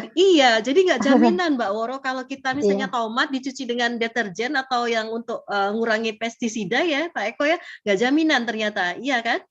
Jadi istilahnya itu was-wasnya masih ada gitu loh. Nah, jadi kalau sekarang bertahap ngurangin gitu. Selama ini konsumsinya agak ya tadi bebas ya, beli di mana bebas, tapi sekarang sudah mulai bertahap dengan seperempatnya sudah mengkonsumsi organik kayak gitu. Kemudian nanti bertahap setengahnya lagi organik gitu. Nanti terus ya istilahnya kita membiasakan ya gitu. Karena kalau langsung sekaligus memang berat ya Mbak Woro ya, tapi itu tadi memang hidup sehat itu investasinya luar biasa, jadi bukan sekarang yang kita nikmatin saja, tetapi sepanjang hidup kita, dan kita juga bisa melakukan aktivitas kita kalau kita sehat ya, gitu. Sehat juga preventif ya ini Mbak ya, jadi kita nggak kuratif loh, preventif ya, sifatnya, betul. Jadi kita mencegah gitu, imun kita kuat, kita terhindar dari COVID gitu ya. Silakan ini Raisen, silakan ini. Nih kalau Mbak Woro sama Ibu jadi moderator agak beda ya. Saya malah tadi tertarik tuh dari Pak Eko ya. Tadi betul dia dapat insight-nya, ternyata kok jadi serem juga ya Bu ya kalau kita mengkonsumsi di luar organik gitu ya. Salah satunya tadi kalau nggak salah Pak Eko tadi kalau ini tanaman atau ternak ya, yang ternyata mengandung antibiotik juga ya, gitu ya. Iya Pak Eko ya. Tadi di slide-nya tadi kan salah satunya kan zat-zat kimia gitu ya. Terus ternyata ada antibiotik juga ya di tanaman atau di ternak itu Pak Eko? Kalau di tanaman juga ada. Jadi sebenarnya kalau kami di agroteknologi ini kan teknik budidaya ya. Jadi kami melihat itu berdasarkan penampakan fenotipik tanaman bersumber dari, kalau rumusnya seperti ini, P sama dengan G plus E. Nah, jadi penampakan fenotipik itu dilihat dari secara genetik, gen yang ada dalam tanaman dan faktor lingkungan. Kalau tadi kebanyakan pertanian organik kita melihat daripada faktor lingkungannya yang dominan seperti penggunaan bahan kimia. Nah, yang dimaksudkan adanya sumber apa yang Ibu bilang tadi, gennya dari dalam tanaman itu sendiri. Rekayasa genetik ini luar biasa sebenarnya yang terjadi untuk dunia pertanian. Bisa sebenarnya dibuat sejenis. Ada juga yang namanya cloning, mungkin seperti untuk ternak. Sudah juga rekayasa yang lain, itu yang justru kita tidak tahu sumber bahan kimia apa, kadang seperti bisa jadi nuklir yang dimasukkan untuk merekayasa genetik, yang tentunya berbahaya sekali bagi konsumen seperti kita yang nantinya apabila mengkonsumsi itu sendiri. Nah, memang sebenarnya ini tadi kemajuan daripada bidang ilmu pengetahuan bagi orang dunia pertanian sebetulnya. Yeah. Memang sebenarnya ada itu tuh yang ini. Tapi kan ada pembatasan yang dilakukan oleh pemerintah, ada juga kode etik yang lain, tidak boleh kita menerapkan seperti Kalau memang dibenarkan diloloskan, sebenarnya mungkin kalau kita melihat di film-film bahwasanya tanaman bisa bergerak sendiri, itu bisa sebenarnya dipacu sebenarnya. Nah, mungkin seperti ini tadi karena rekayasa genetik yang terjadi. Mungkin itu Bu tanggapan dari saya. Iya, benar Pak ya. Jadi ternyata banyak ya kita sudah terkontaminasi ini ya, Nah, itu tadi. Pak Eko ya. Tapi kalau untuk yang tanaman organik sendiri kan karena tadi tanpa kimia gitu ya. Salah satunya kan kalau kita ini ya, khususnya kalau saya di zaman-zaman masih hamil nih ya, Pak Eko ya. Kalau mengkonsumsi tanaman juga gitu ya, yang non organik juga ada salmonellanya misalnya ya Pak Eko ya. Nah itu benar nih untuk membunuhnya kita harus memang dengan panas gitu ya Pak Eko ya. Walaupun mengkonsumsi tanaman organik juga ada ya Pak. Gimana Bu? Iya, kan kalau tanaman organik tidak ada kimia nih gitu ya dari pupuknya, gitu ya, dari prosesnya. Sedangkan saya ingat juga tuh waktu saya hamil, tetap nih dari dokternya bilang kalau untuk mengkonsumsi tanaman yang raw food gitu ya, yang mentah, itu juga kita harus waspada sama salmonella juga gitu Pak Eko. Betul. Gitu ya. Nah itu ada juga kan ya di organik tersebut ya Pak ya. Kalau untuk nah menghindarnya itu dengan tetap ya dipanasin dengan ini ya, nggak bisa raw food langsung kita makan gitu ya Pak Eko ya. Ya sebenarnya tadi yang dibilang si Ibu Febri dengan Ibu tadi bahwasanya kalau pengen makannya secara basah mungkin bisa dicuci, benar-benar dicuci dulu bersih-bersih. Sudah itu mungkin bisa kalau memang tidak dipanaskan atau diuapkan aja Bu. Kan ada namanya warming kayak gitu. Nah, nggak perlu dipanaskan, dimasak kayak gitu. Tinggal cukup dipanaskan, di warming aja seperti itu. Jadi kita ngambil uapnya aja yang panas itu. Jadi biasanya kalau sejenis penyakit dari salmonella typhosa itu penyebab pilek segala macam itu akan mati sendirian dengan suhu berapa kayak gitu. Oke, jadi diuapin juga ini ya? Sudah bisa. Sudah bisa ya Pak ya? Iya. Jadi tadi bagusnya memang sebenarnya untuk penerapan pertanian organik ini dimulai dari keluarga kecil kita Bu. Mungkin tadi nanam tanaman yang memang untuk kelas rumahan gitu. Di pekarangan kayak gitu. Jadi pasti kita tahu ini lebih higienis, lebih alami, lebih sehat kayak gitu dibandingkan dengan membeli langsung di pasaran kayak gitu yang tidak tahu apa sumbernya dari mana. Jadi seperti apa? Mungkin seperti itu. Iya benar Pak. Baik nih, jadi memang semua juga ada resikonya juga sih ya Pak ya sebenarnya Pak ya. Iya betul, memang sebenarnya resiko yang banyak terjadi ya terutama untuk kesehatan ke depannya. Jadi penerapan pertanian organik ini itu tadi saya bilang dari awal. Susah-susah gampang. Sebenarnya kalau diomongin susah ya memang banyak susahnya karena tadi mungkin biayanya besar, mungkin juga kita mau meliriknya ini benar-benar sehat atau enggak gimana. Cuman kalau diomongin gampang itu tadi mulai dari perilaku kita untuk menerapkan secara pribadi kayak gitu mulai dari di rumah seperti apa. Paling tidak secara selektif aja lah. Bagaimana menerapkannya. Yang tadi Ibu Febri bilang, lebih baik mencegah daripada mengobati yang tadi kan sebagai protek kita, penjagaan kita untuk pelindungan diri kita. Daripada nanti kalau sudah terlalu mengobati seperti kuratif itu sudah tidak lanjutnya sebenarnya untuk pengobatan serius itu karena sudah terkena. Paling tidak kalau belum terkena ini kita waspada kayak gitu untuk mengaplikasikan atau mengkonsumsinya kayak gitu Bu. Ya. Iya betul Pak. Baik Bu. Oke, silakan adik-adik mahasiswa ya, silakan. Ayo. Boleh sama Mbak Fitri atau Pak Baidowi, silakan. Iya nih kesempatannya. Teman-teman yang manajemen nih khususnya. Iya, kan ada Mbak Fitri. Iya. Untuk marketing digitalnya Mbak Fitri ya. Iya. Itu kalau dilihat ya kontennya bagus tuh ya. Jadi nggak banyak kata-kata loh kalau dilihat dari kontennya officialnya Bifresh ya. Iya. Itu konten marketing termasuk ya. Jadi dia menggunakan menggunakan teknik konten marketing, kemudian gayanya simple tapi maksudnya ini ya. Kemudian ada juga tadi Ibu lihat ada giveaway-nya ya. Nah, itu teknik-teknik yang diterapkan. Bisa tolong di-share lagi. Di-share lagi Mbak Fitri. Mas Yuni, tadi Mas Yuni yang share Bu. Oh, Mas Yuni boleh Mas Yuni? Yang officialnya itu ini karena di CWD agak susah koneksinya Bapak Ibu jadi ya. Ya, by the way. Nih followersnya banyak sekali nih ya. 1.401 followers ya. Per fan nih. Iya. Hmm. Kayak gini elegan ya. Sekarang Iya. kalau Instagram kayak gini nggak rame ya. Memang ciri-cirinya konten marketing itu sudah mengarahkan seperti ini ya. Jadi ini perlu dipelajari ya teknik-teknik konten marketingnya, cara penyajiannya. Nih lihat ya. Iya, It's simpel ya Bu never ya. 100 late to start ya. Living well. Keren ya. Saya nggak tahu nih hari pegang tuh hari tanggal berapa ya Pak? Hari vegan. Iya. Hari apa? Hari pegan itu tanggalnya tanggal berapa Pak ya? Selamat Hari Pegan itu? Internasional itu ya? Ya internasional ya. Oh November ya? Itu Oh 1 November. November. Oh gitu. Kita ya. juga tahunya dari Google sih, Bu. Iya ya, iya saya baru tahu Pak. Ternyata ada Hari Pegan ya, Hari Ini vegetarian ya. Pak Baidoy, ini juga pemesanannya PO juga ya Pak ya tadi ya? Iya, Tadi kita kan ada. memang sistemnya jadi gini Bu, Ini open PO. Bifresh ini tuh sebenarnya brand online kita. Kita sebenarnya ada brand offline juga. Bifresh ini khusus online awalnya itu kan kita membuat brand baru namanya Bifresh. Tapi untuk yang retail ini kita ada brand sendiri namanya Sondari Organik.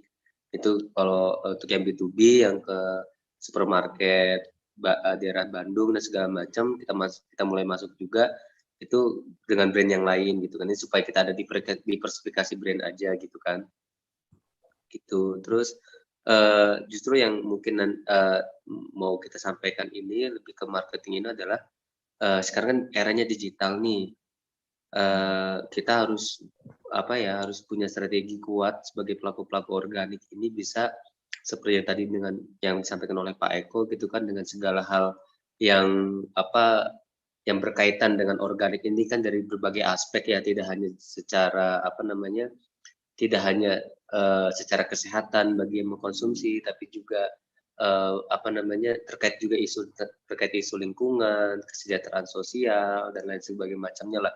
Nah ini harusnya ini bisa jadikan sebuah gerakan di sosial media itu, kita membuat campaign-campaign yang menyadarkan lah, selain kita jualan juga, tapi juga sedikit demi sedikit menyadarkan audiens kalau pertanian organik ini berdampak ke banyak aspek gitu kan, tidak hanya juga masalah kesehatan saja, tapi juga masalah yang lebih luas lagi mengenai lingkungan, kelestarian alam, terutama juga mengenai kesejahteraan petani-petani, karena kan kita melihat dampaknya yang ke depan itu kan, dengan pertanian organik ini sejauh mana lahan-lahan kita bisa kita kelola dengan baik, kesuburan tanahnya bisa kita pertahankan.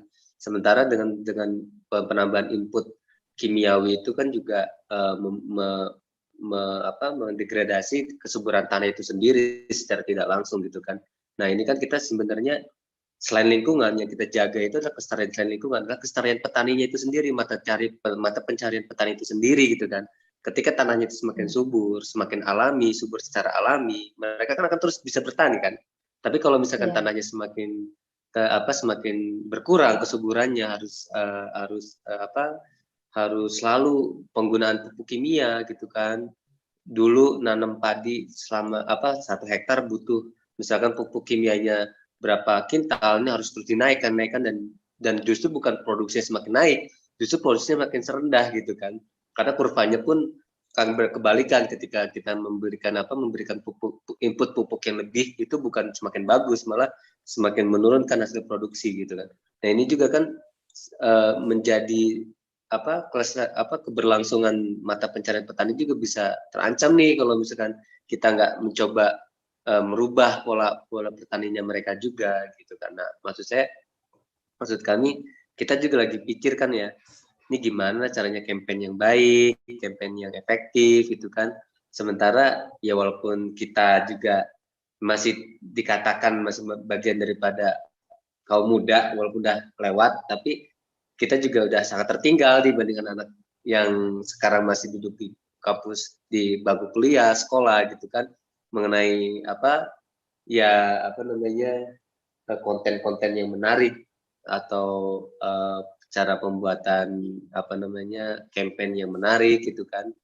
Kita masih kewalahan sih sebenarnya, karena kan ya udah terlanjur banyak hal lain yang kita kerjakan selain memantau memantau digital perkembangan digital yang ada gitu. Yes. Barangkali kalau bisa diskusi dengan teman-teman komunikasi, kan mungkin akan lebih banyak ide gitu kan. Oh ini kayaknya kita bisa buat konten seperti apa gitu kan, untuk lebih membahas mengenai topik apa gitu kan. Benar. Misalkan ya apalah gitu kan, mengenai pertanian organik ya secara umum gitu kan, kita buatkan kontennya seperti apa yang menarik lah gitu kan, entah dalam bentuk video atau sekedar poster atau apa gitu kan. Nah emang dari tim kami sendiri pun sangat terbatas. Kita bahkan belum ada desain grafis, kita cuma mengandalkan aplikasi yang bisa kita download, kita pakai template gitu kan. Ya sedapatnya kita aja kan, makanya ya kelihatannya juga masih belum terkelola dengan baik lah Instagram kita. Tapi ini sudah menarik sekali Pak, menurut saya Pak, ya Bu Febri ya. Itu ya. Kalau secara saya malah sangat jauh Bu. Posting aja. Cuman ini mungkin ya tadi untuk tambahan video gitu ya Pak ya, bisa menggunakan fitur-fitur yang lagi tren, reels gitu ya Pak. Kita coba ya Pak ya, penugasan ke mahasiswa terkait dengan MBKM ini kita coba mereka buat yang versi mereka ya Mbak ya, versi anak muda ya, kekinian versi, ya gitu ya. Kekinian, ya, jadi mereka mengedukasi teman-teman mereka di dalam kan kampusnya. Masih kaku kayaknya desainnya ya. Maaf nih kalau teman-teman komunikasi mengkritisi desain-desain kita, karena kan kita apa adanya gitu. Iya. Ini bagus juga sih Mbak Woro kalau misalnya masukan untuk perguruan tinggi yang ada jurusan swastanya, perguruan tinggi yang ada jurusan pertaniannya ya Mbak ya, untuk ada masuk kurikulum organik ini sebenarnya Mbak. Jadi harusnya ya, jadi kita bisa mempertahankan bisa mempertahankan ini dari edukasinya, membangkitkannya dari edukasi di kampus gitu.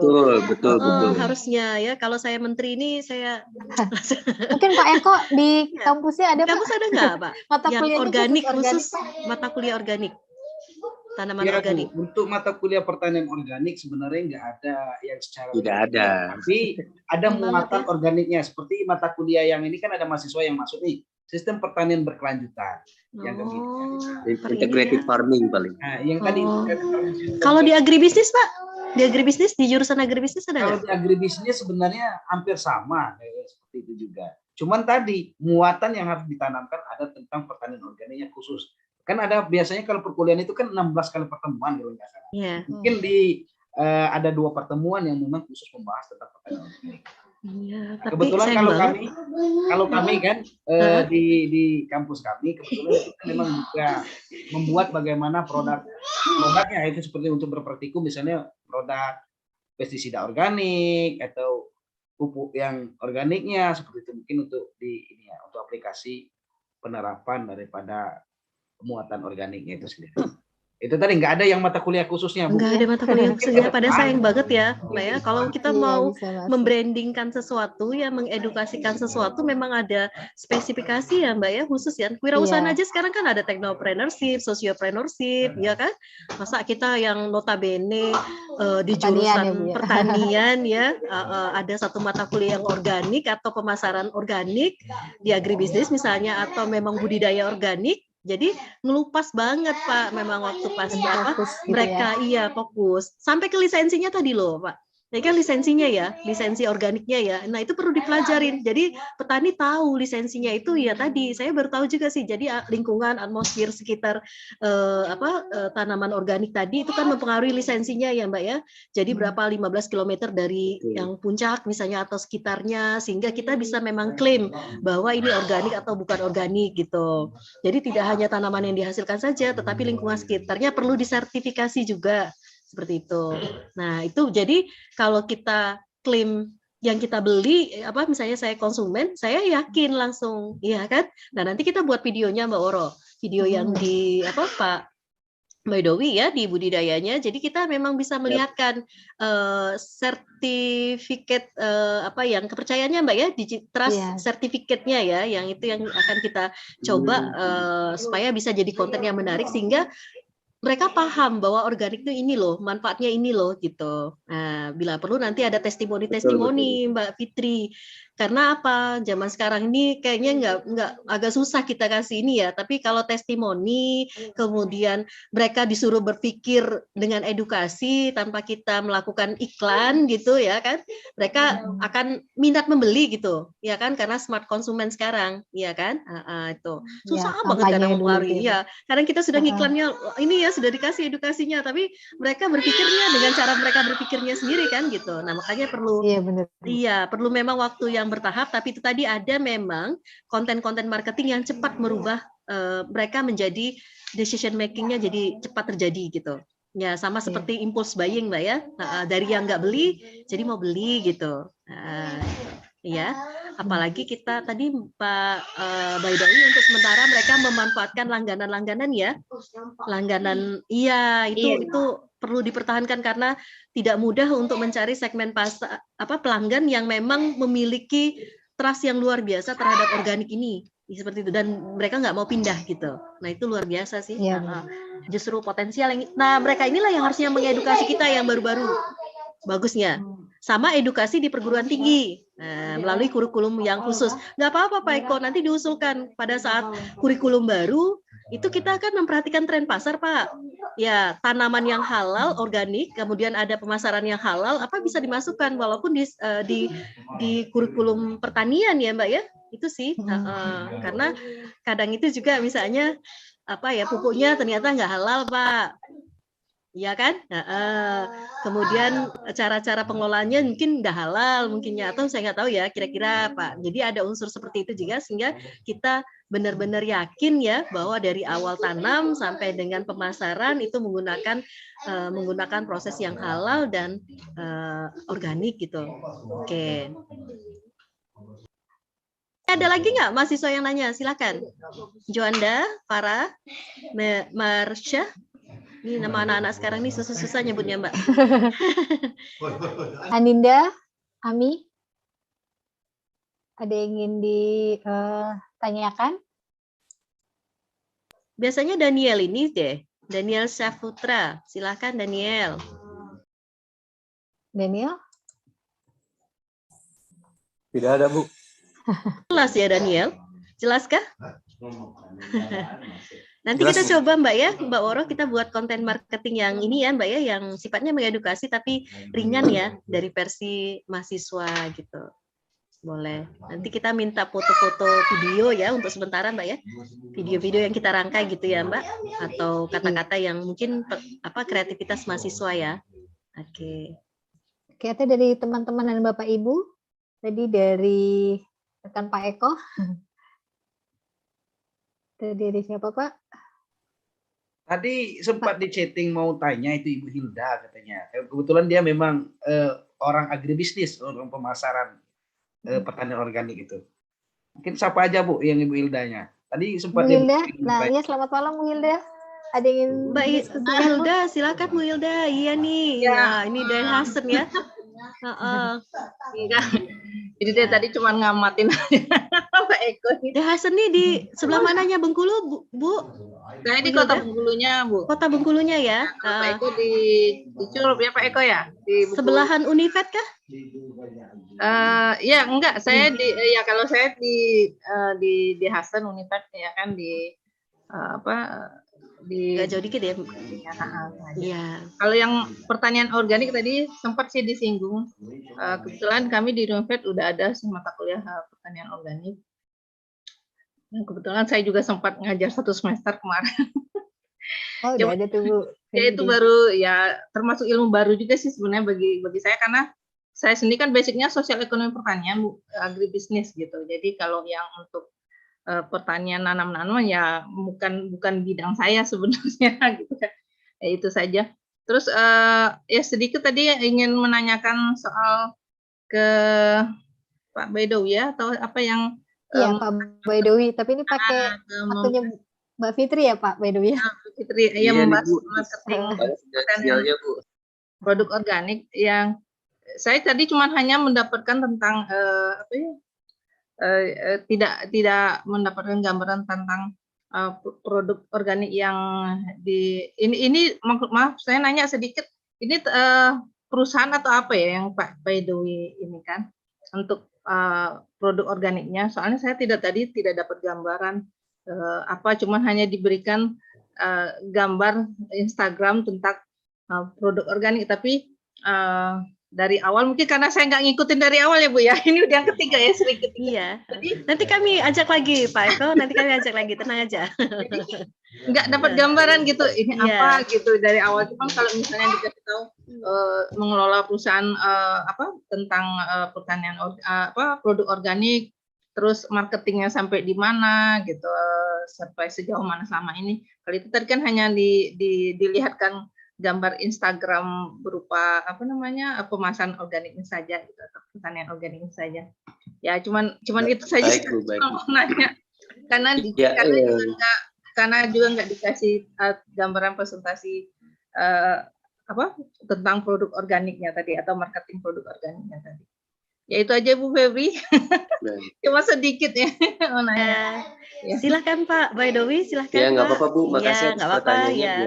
Sekaligus mengenalkan Baik supaya mungkin saya bisa mengenalkan kembali ke teman-teman juga dan ibu sendiri. Jadi kalau kami sendiri Berdaya Agri ini kita kerjasama langsung dengan kelompok tani nih Bu. Jadi kita kerjasama langsung dengan Gapoktan, gabungan kelompok tani di daerah Bandung, untuk sebagai mitra kami untuk produk sayuran organiknya. Nah, untuk produk sendiri kita nggak cuma sayuran organik ya Bu ya, kita ada beras organik juga, kita ngambil mitra dari daerah yang lain, dan semua produk yang organik yang kita klaim organik memang semuanya certified organik, dan kita juga sudah dalam artian mendampingi full produksi mungkin tidak, tapi kita sudah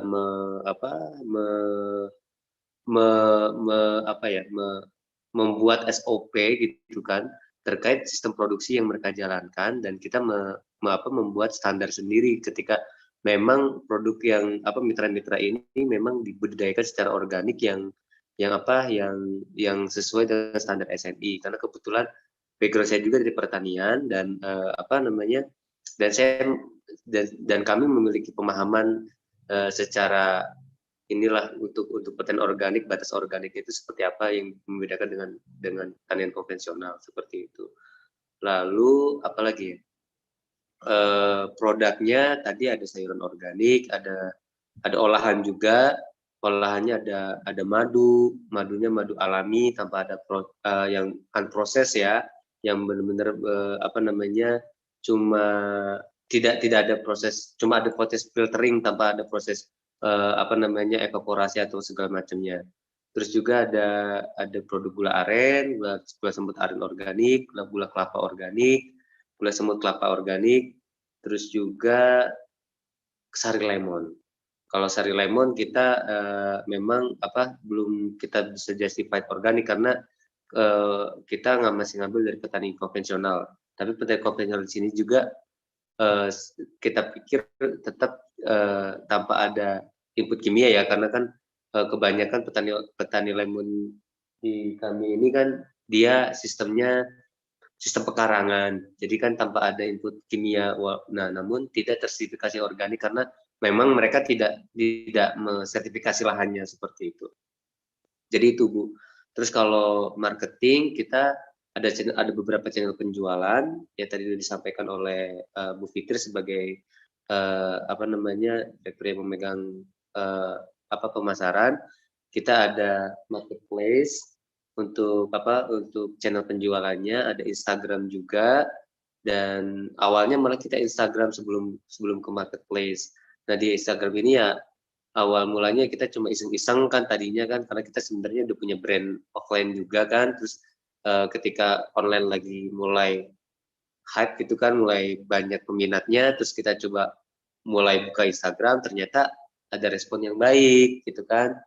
Nah di situ akhirnya kita mulai rajin bikin konten, bikin apa gitu kan, ya dengan kemampuan yang kita punya lah dan sumber daya waktu yang ada juga gitu kan.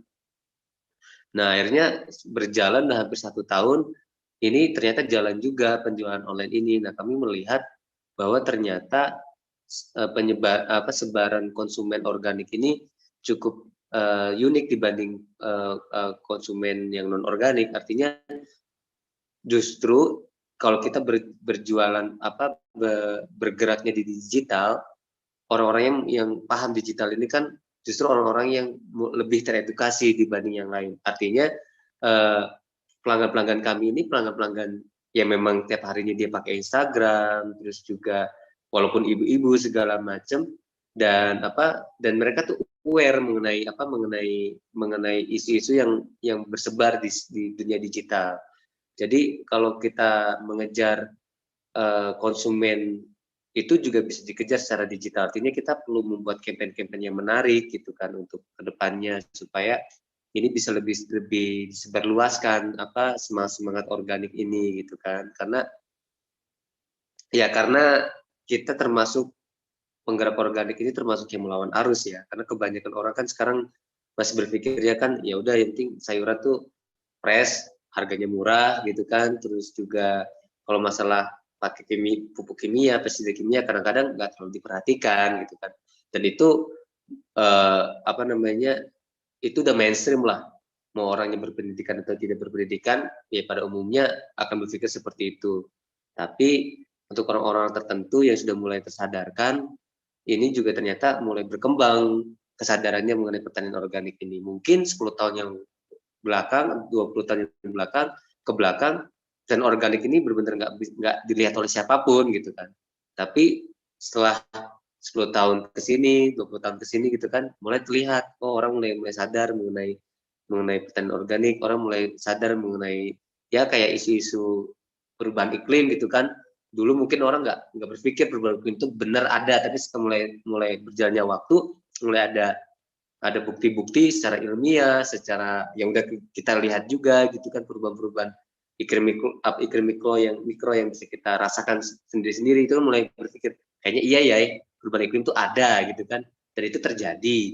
Ya sama seperti itulah dengan pertanian organik juga gitu kan.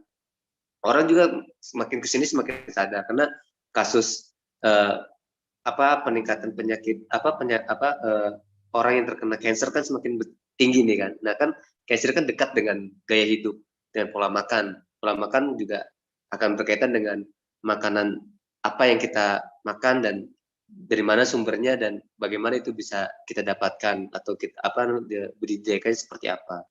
Seperti itu sih. Jadi ya mungkin berjalannya waktu kita juga akan makin sadar mengenai bahwa pertanian organik dan produk organik ini sangat diperlukan oleh semua orang dari berbagai kalangan kayak gitu. Mungkin itu, Bu. Iya, makasih Pak Baidowi. Siap. Ini boleh Mbak Bu Hilda kalau mengundang Pak Baidowi nih untuk sesi di perkuliahan di Dahasen ya Mbak Hilda, karena memang luar biasa ya kita ketemu sama Pak Baidowi ini prosesnya panjang juga ya Mbak Oro ya. Iya benar. Kita juga jadi tersadarkan juga perlahan mengenai organik ya. Dan kalau mungkin memungkinkan ya, kalau sekarang ini memang ada dari segi digital marketingnya tetap ya melalui ini, tapi memang ada kita juga dikalahkan oleh seperti Bestmeat itu loh Bu Hilda, kayak gitu loh. Memang ada toko biasa seperti itu yang memang jualan unggas atau apa ya istilahnya Mbak Oro ya. Oh, meat store gitu ya Bu ya? Iya, meat store kayak gitu. Nah itu kayaknya merajalela juga loh Mbak. Tapi maksud saya itu kok kita nggak bisa ya kalau organik seperti itu juga gitu. Bisa sampai supply ke di mana tiap-tiap rumah ya atau di daerah-daerah tertentu itu jualan ini organik gitu. Buah-buahan, sayur-sayuran gitu kan keren gitu. Kalau misalnya didukung oleh pemerintah ya atau investor ya gitu. Keren banget gitu. Jadi mungkin langsung sampai ke tangan. Belum ada ya belum kebentuk digital trust-nya juga ya karena orang gitu, juga masih meragukan organiknya ini benar-benar apa enggak gitu kan. Iya benar Pak. Jangan-jangan labelnya organik yang belinya dari pasar kan gitu. Gitu. Jadi memang disuplai dari ini dan memang ada organisasi khususnya yang mungkin kalau kita mau pengen gerakan organik semua ya gerakan ini konsumsi organik ya tadi kita memang harus masuk ke pelosok-pelosok, apalagi tadi harganya 10.000 ya Mbak Oro ya. Iya. Ada kan bisa sampai 10.000 kan. Nah itu lumayan untuk kocek ibu-ibu yang ini kan mau sehat mau murah gitu. Iya. Mau sehat mau murah. Tadi ada Ya. di caption Instagramnya Pak Boydowi ya Pak. Oh ya, serba-serba juga ya. Serbu ya Bu ya. Iya. Keren. Itu salah satu strategi kita juga sih Bu. Kalau kita sedang ada oversupply dari kebun ini lagi banyak nih, ya udah kita promokan tuh item itu gitu kan. Jadi yang normalnya harganya berapa, kita diskon besar-besaran untuk itu gitu kan. Karena kalau kita beli ke retail nggak mungkin dapat harga segitu gitu kan, pasti akan jauh sekali gitu. Ya, luar biasa nih, mantap sekali ketemu Pak Boydowi, Mbak Fitri, Bu Hilda juga. Ini ternyata ada kurikulum nih di ini ya. Itu bagus loh Bu, keunikan. Kami di sini kan ada juga ketemu sama Prof. Siti Herlinda ya. Ya Mbak Hilda ya, Siti Herlinda. Nah, beliau di bidang pertanian tapi hama apa ya namanya, lahan suboptimal beliau. Lahan suboptimal ya Pak ya, kira-kira seperti itu. Nah, memang kata beliau kalau untuk akreditasi memang kita harus menonjolkan sesuatu yang memang akan menjadi ikonnya ini kan. Kayak di UPP itu ada Science Copy ya Pak Eko ya. Science Copy. Nah, jurusan Science Copy Mbak Woro. Jurusan Science Copy. Nah, kalau di Bu Hilda kan ada jurusan tadi Bu ya, yang kurikulum organik ya. Tapi kalau bisa sih memang ada jurusannya sih, biar keren sekalian gitu. Masih mata kuliahnya aja. Iya, itu mata kuliah, tapi udah mulai ya Bu ya. Apalagi ada kewirausahaan kewirausahaan pemasaran organiknya ya Mbak Woro ya, yang ngarah ke agribisnisnya ke sana, itu luar biasa keren. Jadi bisa menonjolkan keunikan dari perguruan tingginya gitu. Oke. Ini silakan adik-adik yang lain, silakan. Ada lagi yang ingin bertanya, teman-teman? Sepertinya sudah ini Bu. Nanti di diskusi selanjutnya. Ini waktu juga sudah jam 9, Bu Febri. Ya, silakan Mbak Woro. Selanjutnya diserahkan sama Mbak Woro. Ya, baik. Terima kasih Bu Febri. Terima kasih Pak Eko dan Pak Boydowi atas materi presentasinya yang memberikan insight sekali ya untuk sesi ketiga kita. Nanti selanjutnya ada nih Bu Hilda, Pak Eko untuk sesi selanjutnya. Jadi kami malah senang sekali kalau Bu Hilda, Pak Eko dan rekan-rekan yang lain bisa kita undang kembali ya Bu Febri ya untuk join tentang materi kebun organik ini ya. Karena kita memang setiap hari Senin malam nih Bapak Ibu, webinar ini akan kami selenggarakan bersama teman-teman mahasiswa dan narasumber-narasumber berikutnya ya Bu Febri yang mendukung tentang riset kami. Baik Bapak Ibu dan teman-teman, terima kasih atas kehadirannya. Terima kasih Pak Eko, terima kasih sekali atas materi yang disajikan. Terima kasih Pak Boydowi dan Mbak Fitri. Mungkin nanti kita ketemu, masih belum ke Ciwidey nih Pak, karena kondisi situasinya malah situasinya naik naik, jadi kami sepertinya mengundur dulu nih untuk main ke Ciwidey-nya ya. Yang penting kesehatan dulu kalau sekarang. Iya benar. Ini juga Pak Larsa kebetulan nggak bisa hadir, Pak Boydowi ini juga karena ibunya sedang sakit nih, ternyata positif juga gitu, jadi masuk rumah sakit, jadi hari ini berhalangan untuk hadir.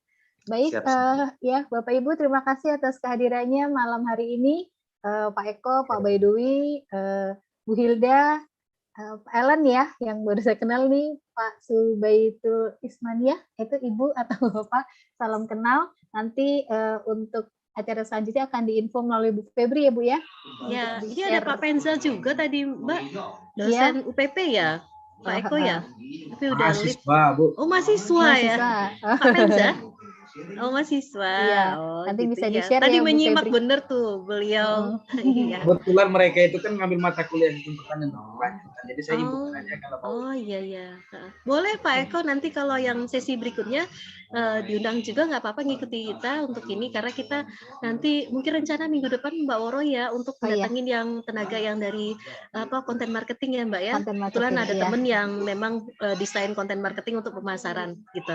Siapa Iya. tahu beliau bisa sharing sehingga teman-teman yang pertanian juga nggak bingung-bingung kayak gitu jual hasil tanamnya, kemudian branding untuk gini loh tanaman yang ini ya, yang tanaman yang apa misalnya yang kami apa ya istilahnya yang kami spesifikasikan gitu ya dari teman-teman dosen gitu, nggak apa-apa karena branding itu nggak harus dari produk barang dan jasa ya Mbak Oro ya, tetapi prosesnya kita brandingkan sama dosen juga branding kan tetap gitu, ya kan? Iya. Oke.